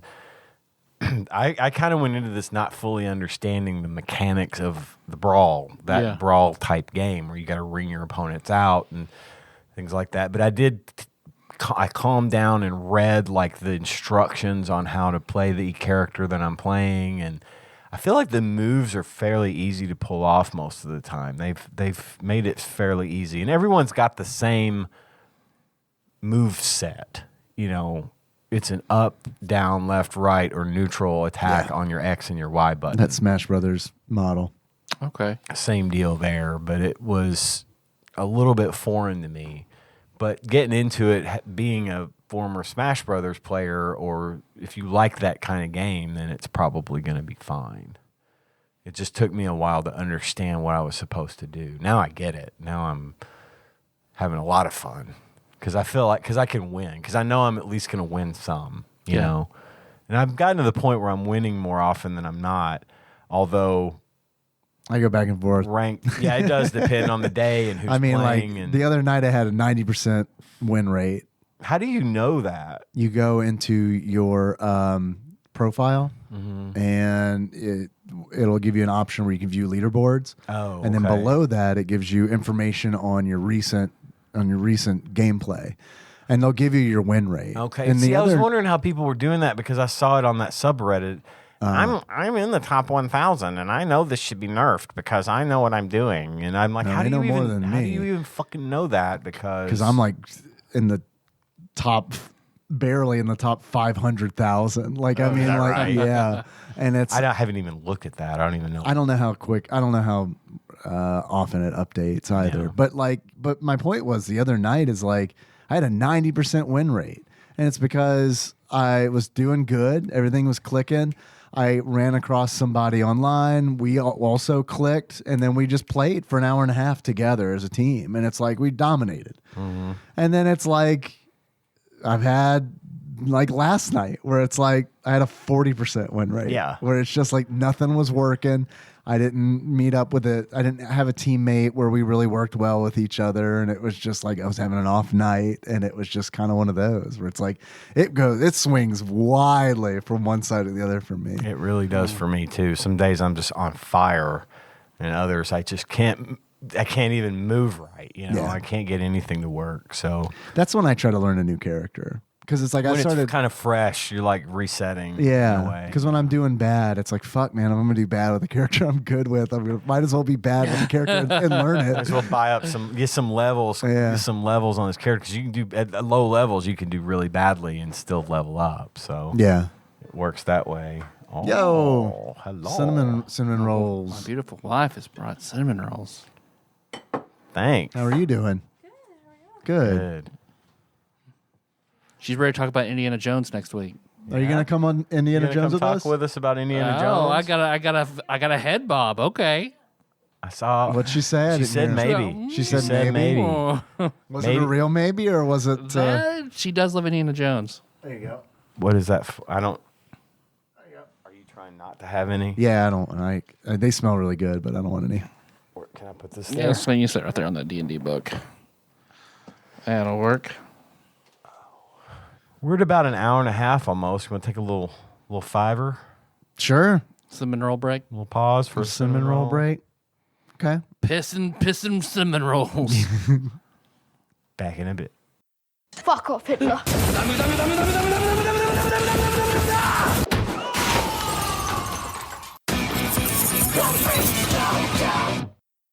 We're back. We're back. The dinosaur movie. A Dinosaur Tale. With John Goodman. A.K.A. Fred Flintstone. A.K.A. The Cyclops. John Goodman. From Oh Brother, Where Art Thou? What else is he in? The Cyclops Never seen from it. Oh Brother, Where Art Thou? Dan Connor. Dan What? Connor. Is that from Terminator? Mr. Cloverfield. Raising Arizona. He was Mr. Cloverfield. He was in Raising Arizona. He was in... That sitcom that lasted 3 episodes where he was a gay dad. Yeah. He I was didn't know that the toll booth worker in Cody Ugly because his daughter was the Jesus, I girl forgot who about left. that. That's obscure. That's obscure. Welcome back to our Dan Goodman podcast. Dan Goodman. Dan I just Goodman. Yeah. conflated John Goodman and Dan Connor. Good enough. Dan Goodman. Our apologies go out to Dan Goodman. He was in a Denzel Washington movie. I can't remember. Fallen. That's the Yeah, one. he's really good in Fallen. Training movie. Day. He was Yeah, he was great. That was Throw out Ethan Hawke. Bring in John. You're thinking Goodman. of Undercover Boss. There you go. How many times on Undercover Boss do you think that the employees are like, fuck, I'm an undercover boss? Because it's always seems like so like obvious to me. I don't watch it, but like clips show up and it's like this like all of a sudden there's this really tall, smart dude with great glasses on our French fry team. We put him in overall, so he blends in with the common man. And then he's got like the mustache with just the chin shaved, and then like going down the side. clearly professionally groomed. And he's always saying things like, don't worry about it. Or he hugs somebody. I don't know. They did it to Dippin' Dots, the Dippin' Did Dots they? people here, and I think it worked. Oh, well, see, that's probably why I didn't see a clip of it. Because I'm seeing the clips of all like the incredibly dramatic, like, undercover boss tells off shift supervisor. You know what I mean? Now, this one was they brought in somebody else for, I can't remember. I should know this because my son works for Dippin' Dots, but they brought him in and had him working in the factory and stuff. And I think it was like a new CEO or something, somebody coming in to help Was it for get the them show? back on their, yeah, it was on the show. Wow. And there was a whole episode about Dippin' Dots. Dang. But it was something after, because Dippin' Dots had some financial troubles for a little while, and then they were brought back and everything. Yeah, my cousin worked for him for like fine. 20 years and then got laid off. My cousin, who reminds me of you, Oh yeah. got laid off and then I think he went to work for Lay. But yeah, I remember it was a big thing because he worked for them forever and put everything into it. And then That sucks. But now, laid like off. Dippin' Dots has been picked up by Icy. Oh. Like they're owned now by Big polar bear. much larger company, which is, but they're apparently being left to do their thing. They're just they were acquired, but not like overtaken, and you know, they're not like going to outsource it to Taiwan now or something. It's just they're just under new corporate ownership, but it's like the company that makes Icy. You know who owns Icy, right? EA. It's in the dots.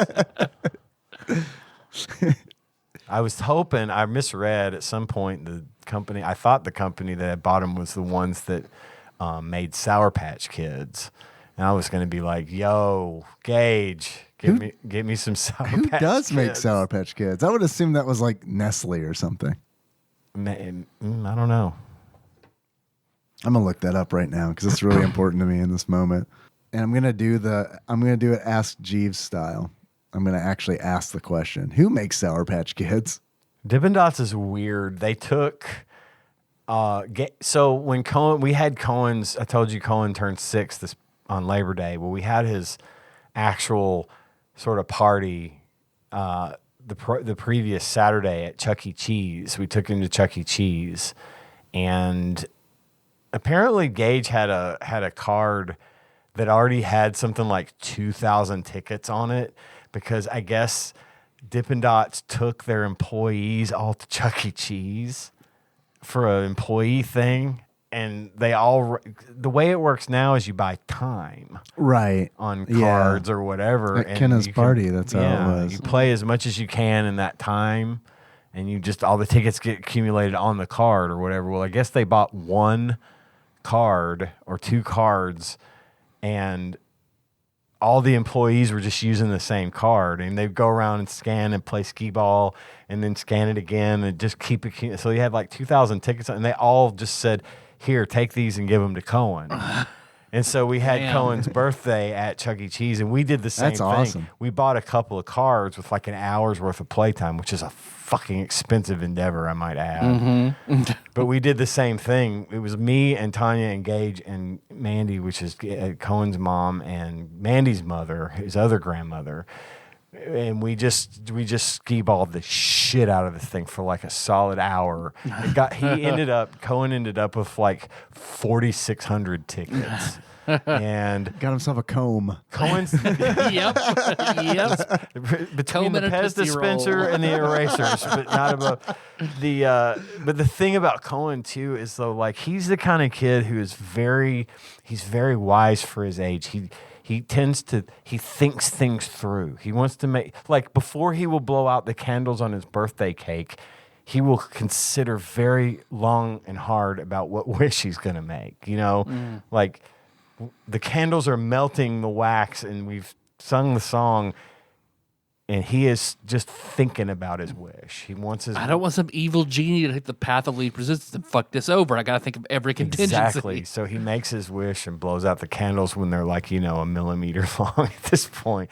But when you hand a kid like him 4,600 Chuck E. Cheese tickets, it's a long time before we got to leave because There are so many colors of erasers to choose he was from. being very selective about what he wanted. He wanted to maximize his loot from here. He could have got one big thing, but he didn't want one big thing. He wanted a bunch of little things, which is fine. That's Take what I a would vanilla have done. Tootsie Roll. That'll be my 2:00 snack.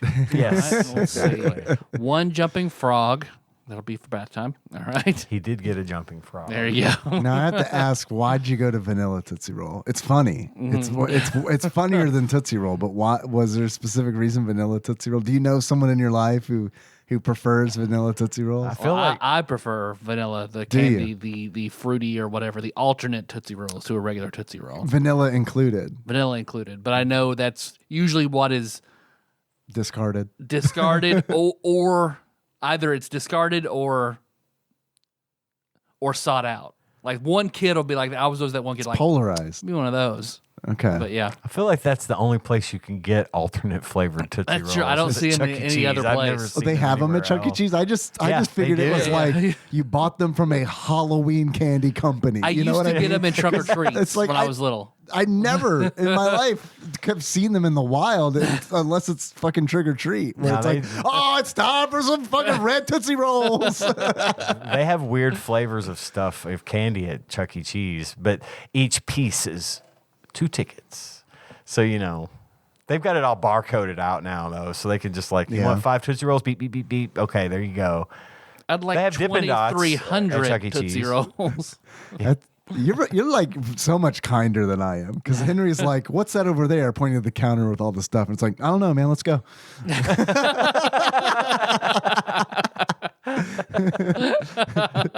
We did explain to him like the tickets and stuff when we were playing like some game they had there, which was like a coin pusher essentially. And I remember I was like really trying to impress on him where it's like, or you can just make money and buy stuff with money. You could, I don't know, like do chores around the house, get some money, buy some candy. Buy whatever you want, not just what's behind the counter at Chuck E. Cheese. That's where poor people come in and barter for pizza. And that's what they give up. You don't want to go over there. He's like, I don't understand. We're not bartering for pizza. Shut up, son. Don't rub in people's faces, Henry. Come on. Yeah, it's you got to get out of that Chuck E. Cheese ecosystem, man. They really get you. They get your tickets tied up, convert your dollars to tickets. Yeah. Man. I mean, it's... I'm just teasing. It's fun. It's for the experience.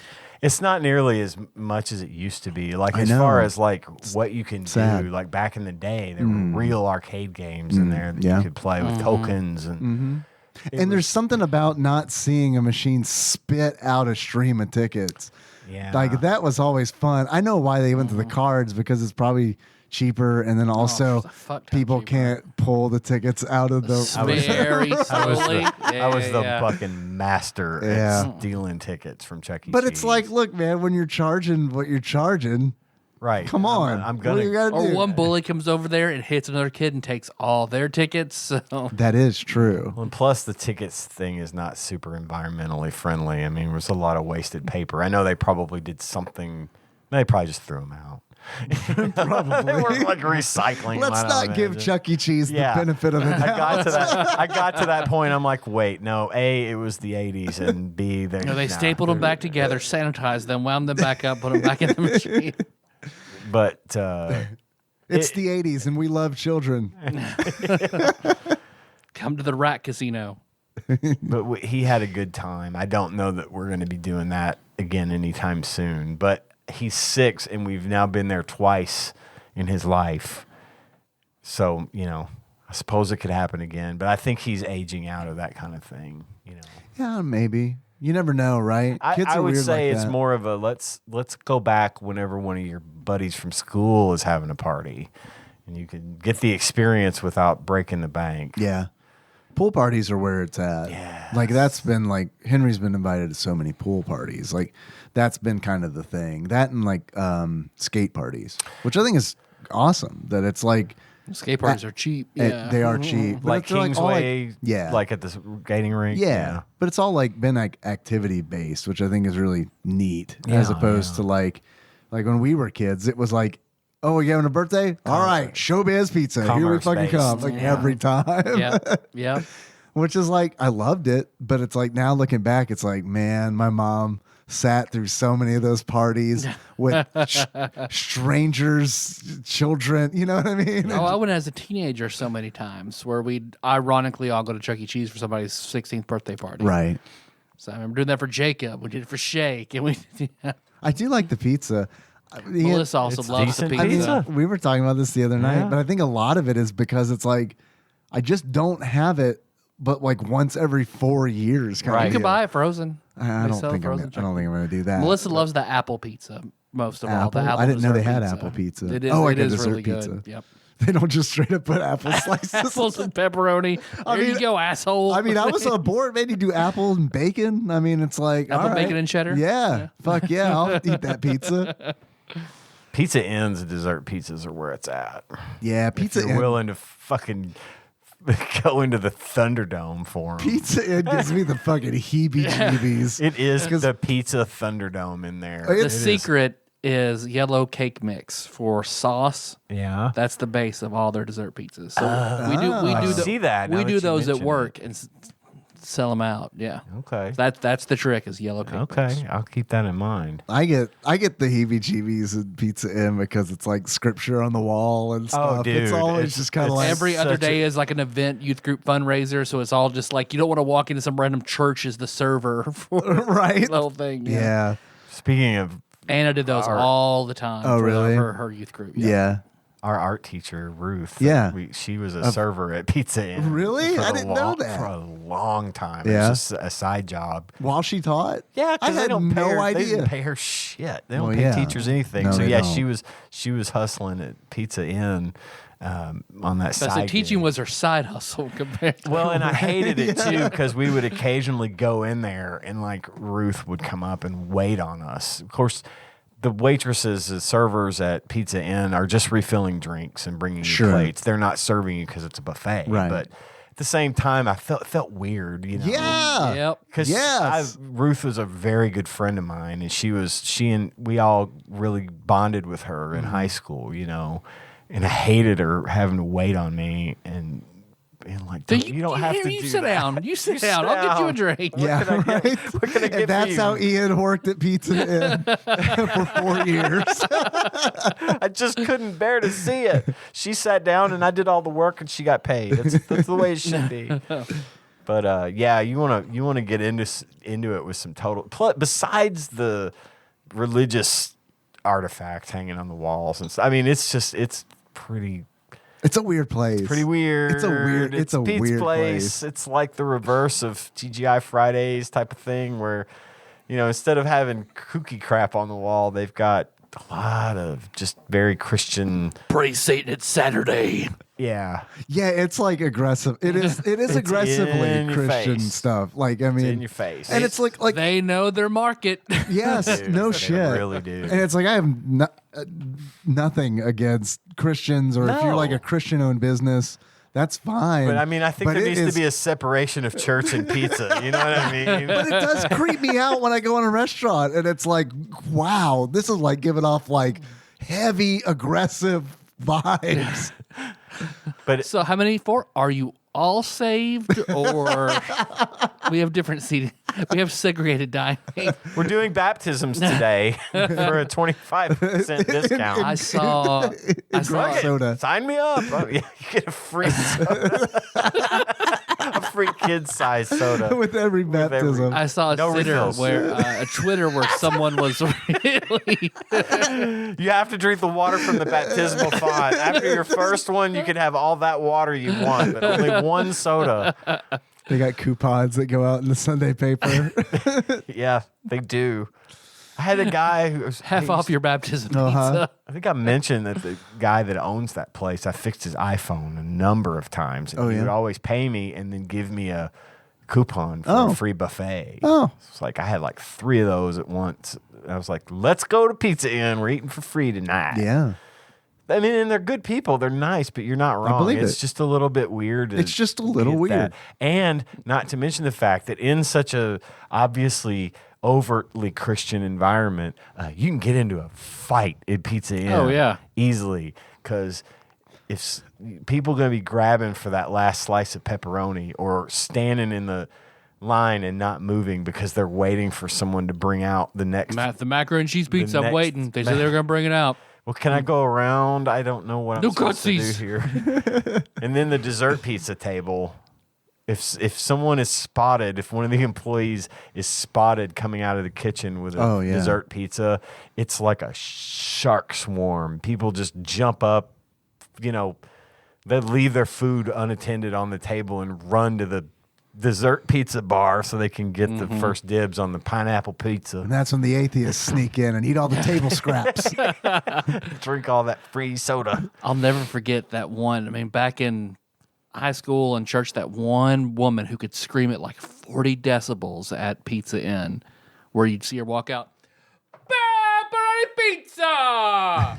Just for Yeah. everything that came out, just like filled the fucking restaurant with this same up and down, up and down, up and down cadence for whatever it was. Should we buy a PA? No, we got Betty. Yep. Betty's louder than any PA. We priced them out. We can't afford a louder PA than Betty.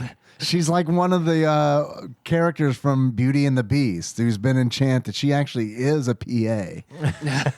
And when the beast turns human, we're fucked, man. We got to keep him. That's what Jesus keeps the beast the beast. Well, see, one of the other things, too, that's messed up about Pizza Inn was the fact that, like, back in the 80s, it was, like, kind of dark, pizzeria, arcadey, Yep. I never ate It there was back like then. that, and there was also a Godfather's in the Wagner Candy Company just behind it. The great Really? big factory back there. Yeah. It used to be Wagner Candy Company. Captain D's used to be over there. Yeah. Shoney's used to be in Bike World. But Godfather's that I Pizza, yes, Godfather's Pizza was in a section of the Wagner Candy Company, Yeah. and it was like that too. You had like the tabletop Pac-Man and Miss Pac-Man, and Love that shit, all that man. shit. And Pizza Inn was like that. It had kind of a nice atmosphere, and it was kind of cool. And what now it's like super brightly lit, and it's like 100 degrees below zero in there. They always keep it like super cold. This the environment. That sounds nice. God's just love will not- keep you warm. It's just not as welcoming and warm an environment as it used to be. Man, pizzerias in general, I feel like I know when you said like when you said like pizzeria in the 80s, like it like totally set like that's an atmosphere. Yes. That doesn't Dark exist. red booths. Yes. Everything's that's the way showbiz used to be. Showbiz Yeah. and Chuck Pizza E. Hut Cheese. used to be like that. Yeah. Pizza Hut was like that. It was like a vibe that It was I almost like really liked. like when I see a British pub on Yes. like TV or something. It had like that kind of like cozy vibe to it. But And like I love that. That's the smell of pizza and the kind of dark and the red booths and the I You go love to that Victor's Sandwiches in atmosphere. Murray, you still get that. Oh, is that right? Victor's is very much like that, and they still have the tables with Miss Pac-Man or whatever where you sit down. It's Flat the table tabletop, itself. yeah. Yeah, Okay. Well, good. At least that vibe it hasn't still completely remains died. somewhere. But I remember someone on Twitter, just because you said the baptism, that someone on Twitter was so pissed that they got a call from their child to come bring them clothes at school. It was like, why, did you have an accident? No, I got baptized. The whole school baptized 2,500 kids. The school did? Like the principals out there, like they set up a dunking booth. It was where they throw baseballs. Boom! You're baptized. You're baptized. If they called it baptized, more people would want to do it. Trampoline? That's the Baphomet version where you get Baphomized. I don't want that either. But it was a private school, but they didn't ask for permission from any parents. They just had like a preacher came in and had a mass baptism for the whole school. Eesh. And like, God, can you fucking imagine? No. I mean, was it like a? I mean, when you said private school, I mean, I'm assuming it's like. It may be a Christian school, but like there should be like a permission slip. There's still a certain I mean, level I agree. It's a Friday baptism. But I'm just saying my level of surprise went from way up here. No, to that's down. like lawsuits to frustrating. Annoying. Right. Yeah. 'Cause, I mean, I went to a Catholic school for a minute, and it's like, I mean, that wasn't great, but like, I can see, like, I don't know, shit's different. Yeah. It is. Shit's different. It is. It is. I went to Catholic school myself. Did they get free soda at least? Hope so. Probably milk back then. Yeah, chocolate milk. Bleh. Everybody get your baptism and your chocolate milk. When's the first time you heard the term lactose intolerant? How old were you, do you think? Shit, it's been probably in the last 20 years. Wasn't Quail Man lactose intolerant? Mm-hmm. Was that like his weakness? I don't know. It had to be in that sort of context. Be the first time I would have heard that you would have heard of it. Yeah. But even that was like mid-90s. Yeah. Yeah. I remember in like fourth grade, there was a kid, or maybe even earlier than that, he was allergic to milk, is what they said. They didn't say lactose intolerant. He was allergic to milk. So I don't know. It's been I'd say somewhat recently that the term became, at least in the common vernacular. I was just curious because it wasn't like a long time. It wasn't when I was a kid. It just seems like something I didn't hear until a certain time, and then it was just kind of like oh, okay. Yeah. Some people can't drink milk. Okay, I had no idea. I don't like milk. Some people can't drink it. We buy the lactose-free milk from like Great Value brand lactose-free milk. I didn't know that existed. It gives me a little bit of the guts. Yeah. Regular old milk does. Maybe you're lactose intolerant. I am. To a point. Well, there you go. I can eat cheese and stuff, but like I'm not like severe, but it's milk. It's specifically it's just milk not that dairy really products. fucks me up. Yeah. Sam and Max had a villain named Lactose the Intolerant. Oh, Nice. That's we should build a D&D god pantheon. Built around lactose the intolerant. Yakko was lactose intolerant. Ah, okay. What was Quailman's weakness? It didn't Like say. taking his shirt off or something? Probably. But what was it? Just speaking, not like you said, I don't like milk. Immediately, Ed Alric pops into my head. Milk is bad, anything but stew. But seeing what a TikTok about that broke down as like Ed's stature had something to do with the human transmutation. Oh, really? It pulled so much from his own body that he was short because of everything he put into the transmutation circle. Really? Yep. That's neat. I like milk and cereal. Mm-hmm. It has to be in a dessert context. Yeah. I do not I'll tell RCAJ that she's crazy because she'll just get in there, just get a glass of milk and just drink it, or make a sandwich and have a glass of milk. It's like, can't do it. Has to be with some sort of dessert. Oreos, cake, cookie, like otherwise milk, no. I'm not. When I was a kid, I had a glass of milk with dinner every night. That was my parents. I got milk. Yeah. That was it. But now it's like I can't just drink milk. I have to have it in cereal. Unless That's it's really ice the only cold. time I will drink milk is in cereal, and then I guess I'm sort of eating it. I don't know. I think we talked about this too. So there's a doctor of mine that when I was a kid said that milk was actually a food and not a drink. I mean, doctors say all kinds of They things. do say shit. But no, I won't just drink it now. I don't even drink it with like cake or anything. Like it's coffee. Anything sweet or desserty, I have coffee That's fair. with. But cereal, I will eat. How with much? milk. How much milk do you put in your cereal? I try not to go crazy in the mornings on breakfast. Mm-hmm. You know, I have like a small bowl. Like it's a small bowl. Okay, It's you're like making this- like a soup I'm bowl making like size. a soup bowl, like tiny soup bowl size with my Mm-hmm. hands of cereal. So, so I'll fill the bowl with cereal and then I'll pour the milk until it's almost to the top. Okay, So relative to the cereal, I'd say it's close to at least 1/3 milk in the bowl. okay. I feel like that's a good ratio. That's a solid ratio. That way, I'm just not because I'm not gonna pour more cereal onto my remaining milk Yeah, because that's just an endless circle for me. and you're definitely not going to drink the milk. I'm out all of the about. bowl. Well, I do that. You if do there's that? if there's a I'm little surprised to hear left, that. if there's a little left, I'll Yeah. just drink it out. Uh-huh. Which is usually I try to. I'm all about balance. You know, I want the cereal gotta- and the milk to deplete at the same Sure. rate. So you know, if I left the amount of milk in the bottom and added cereal, then I'd have to add a little more milk, and then it would be never ending, and I'd go through the whole box. My dad used to get mad because I'd pour the milk out, and it was like, Oh, really? I'm not going to drink that. Not drinking the cereal. Not milk. drinking it. Not. I don't care what you say. I'm not drinking that cereal If you milk. guys are lawful cereal consumers and milk consumers, I am the chaotic as fuck one.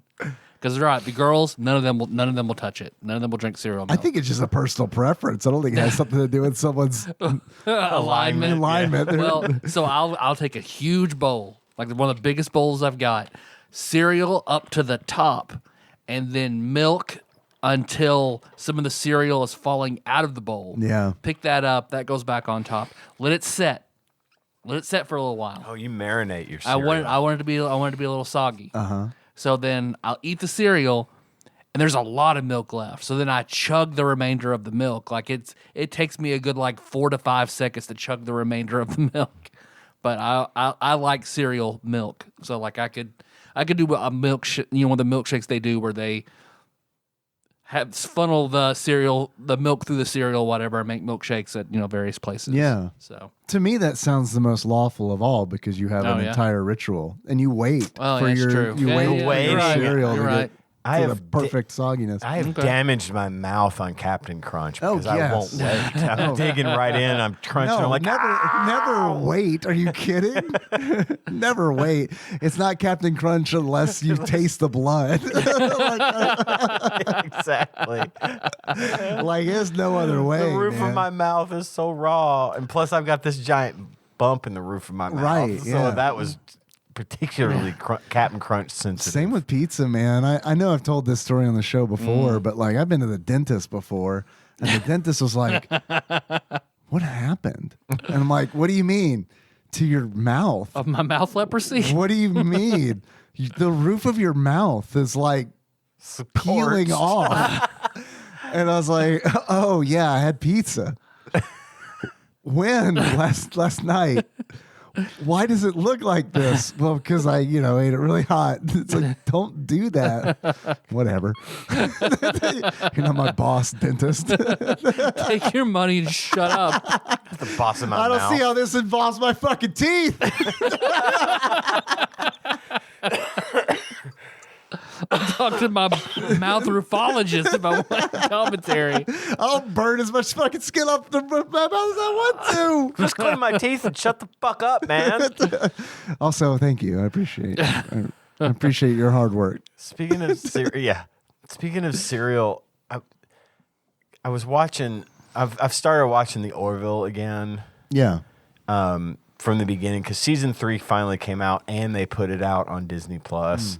So I just started over because it's been a few years since I watched it and I wanted to get like Wow. fresh. It has been on for a little bit, hasn't it? Season 3 just came out recently. There was like a 2-year gap there. I think COVID had a lot to do with that. But Paul Korn mentioned it in the Discord, and obviously gives it very high praise, as do I. But there was something they said I was watching one of the early episodes earlier today, and God, I cannot stress. It was some joke about cereal, and I'm not going to get into and tell the joke, but I cannot stress enough how fucking funny and good the Orville is. So I wanted to. He made a Frankenberry joke, and it just got me because it's the guy gets me. What can I say? But it's just a really fucking hilarious show, and I had to. Talking about cereal got me thinking about the Frankenberry joke. I mean, I've literally was in my truck earlier, and I thought about it and laughed. I can't remember the last time I laughed out loud thinking about something I saw on TV earlier. So I saw one where those aliens discover cigarettes and use the replicator to make 5,000 cigarettes. It's been I've seen it, but it's been a minute. Yeah, for me. It was good. It made me laugh. Yeah, okay. I'll try to relay it. I was hoping you were going to tell the joke. He and his ex-wife. The first thing that happens in the show is that he walks in on his wife at the time sleeping with an alien. This is William H. Macy, right? No, it's Rob Lowe, who's a blue alien. Okay. He spooges everywhere out of his face. Blue stuff goes everywhere when he walks in. And so they divorce, and he gets over it eventually and finally gets command of the Orville, but he needs a first officer, and they assign her to be his first officer. And of course, there's all this tension. He keeps fucking digging at her about cheating on him and stuff, and it just keeps fucking taking every opportunity he can to dig at her about it. Well, at one point in one of the episodes, episode 3 or 4, they get kidnapped by this race of aliens that thinks they're superior to everyone, and they put them in sort of a zoo. But they use their memories to construct the cage. So it's like their old apartment. They're in their old apartment. And after they've been in there for about a week, they're not really speaking to one another or whatever. They're kind of frustrated, obviously, that they're being held prisoner and all this. And it's silent in the room, except you can hear her eating cereal, and she's slowly scraping the spoon against the bowl, and he's drinking a beer. And he's like, would you please stop? You know how much I hate listening to people eat cereal. And she goes, you're drinking a beer. It's 9:00 in the morning. And he's like, I'll have you know that the Germans do. And she's like, you're not German. And then he goes, well, you're not fucking Frankenberry. So shut the The fact that this show takes place so far in the future, yet they still make jokes that are relatable, just makes it that much better. I don't know that we'll still be referring to Frankenberry in 400 years, but God, I hope so. I hope so. Frankenberry must never die. Senator Frankenberry. That's all. I mean, we're pretty far in 2 hours. Unless there's anything else you guys want to I think we've go done over. plenty of healthy riffing today. Sure. Yeah, feels good. Yeah. Feel good. All right. Well, okay. Thanks for listening, everybody. Find the show on iTunes, Stitcher, not SoundCloud, Spotify, YouTube, all over the place. Where we are accepting packages. So TADPOG Studios, care of Nicole Nance, PO Box 3785, Paducah, Kentucky 42002. And voicemails, 270-883-2555. Most importantly, I think we have the Patreon and Ian's Toy Box. That's right. Happy to announce that I mailed out the packages to our first, second, and third place winners from the August Patreon Rush contest. I was happy that the winners got in touch with me so quickly, and I was able to get those dispatched out to them. Which email address did they use? It was Discord that they used to get in touch with me. all this great email. Keep waiting for the suicideboys.fun. But anyway, I did get with them. I got their addresses, which I have now discarded. I've deleted, so we don't keep that stuff on file, I promise. But they should have those packages by now. by the time this episode airs. So I hope you guys enjoy your winnings. Thank you again for entering the contest, and fear not, because we're having another one. We're in the midst of another contest right now. But before I get into the details of that, I am going to go through our list of who we call our executive producers. These are the lovely people who donate $20 or more per month to the show.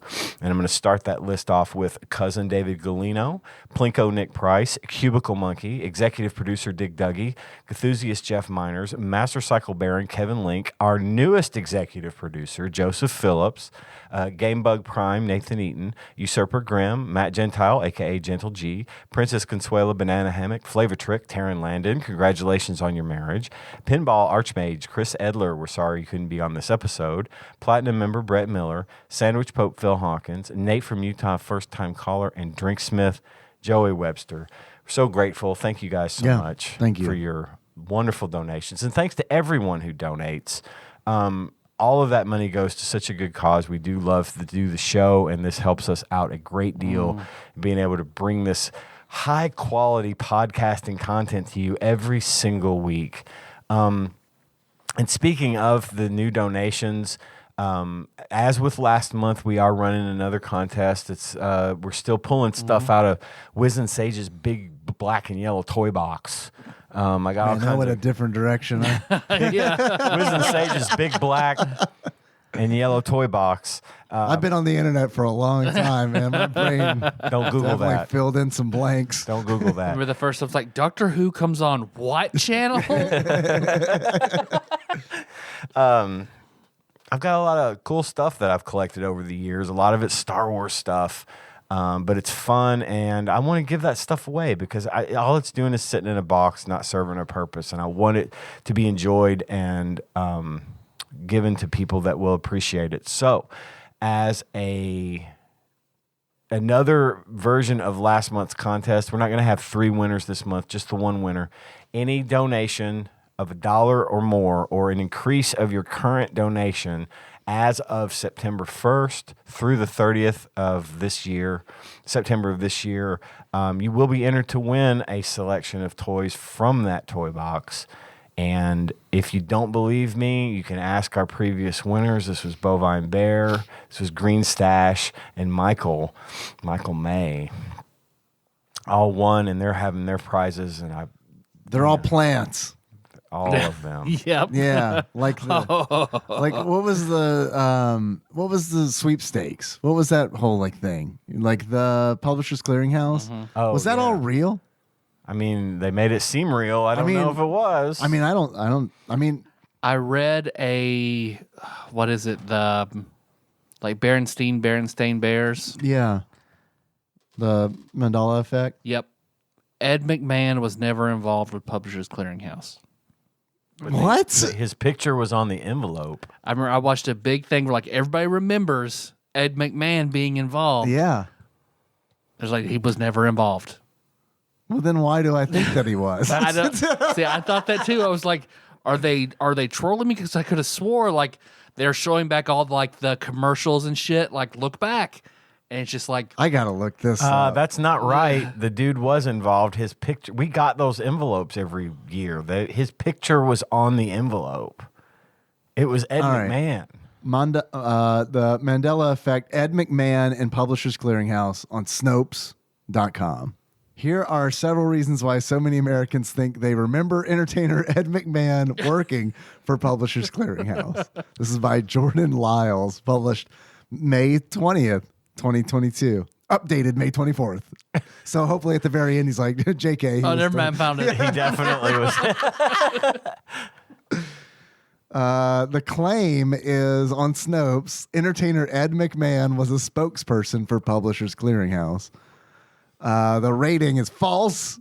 There's no evidence that McMahon ever worked for Publishers Clearinghouse. Well, this is sort of getting into some weird legal language, because I never would have said he was the spokesperson for them, right? But I mean, surely he was involved in I something. would have expected. I would have called him the spokesperson because I remember him being on the fucking commercials. Okay, here we go. He was, however, a spokesperson for American Family Publishers. Oh, okay, And okay. in- Fair enough. In fair old enough. television commercials for American Family Publishers, the word publishers appeared much smaller than American Family. Okay. All right, so I had the. So that was just clever It's- marketing that yeah. we fell for. Everybody fell for it. Yeah. Okay. Can you imagine being Publishers Clearinghouse and be like, those motherfuckers over there in American Publishing? Fuck those fucking Ed guys. McMahon. They've got Ed McMahon. We'll just say it was us. Though people will think it was We'll us. get Carson. We won't. Shit. Oh, fuck. Well, our contest is also not promoted by Ed McMahon, but it is promoted by your rather wizened sage, and I promise you, if you win, you will get some stuff. Now, we already have 2 entries for this month. Jonathan Martinez, Naj, he has entered again. He wants some of this stuff. Yeah. It's his second It's in a good row stuff. entry. It's good stuff. Big, You should enter. big supporter of my Shining Force stream. Nice. No, Good. Because they're constantly, Excellent. And then also Joseph Phillips, our newest executive producer, has been entered to win as well. So we've only got 2 entrants at this point. They each have a 50-50 chance. You want to reduce those chances? You want to get yourself in there? Donate $1 or more, or increase your current donation by $1 or more before September 30th, and you will be entered to win some stuff from the toy box. That's patreon.com/TADPOG. Hell yeah. Hell yeah. How you guys want to close it out? Like Ed McMahon? Sure. Publishes their- So until next time. Corn. Yes. You are correct, sir.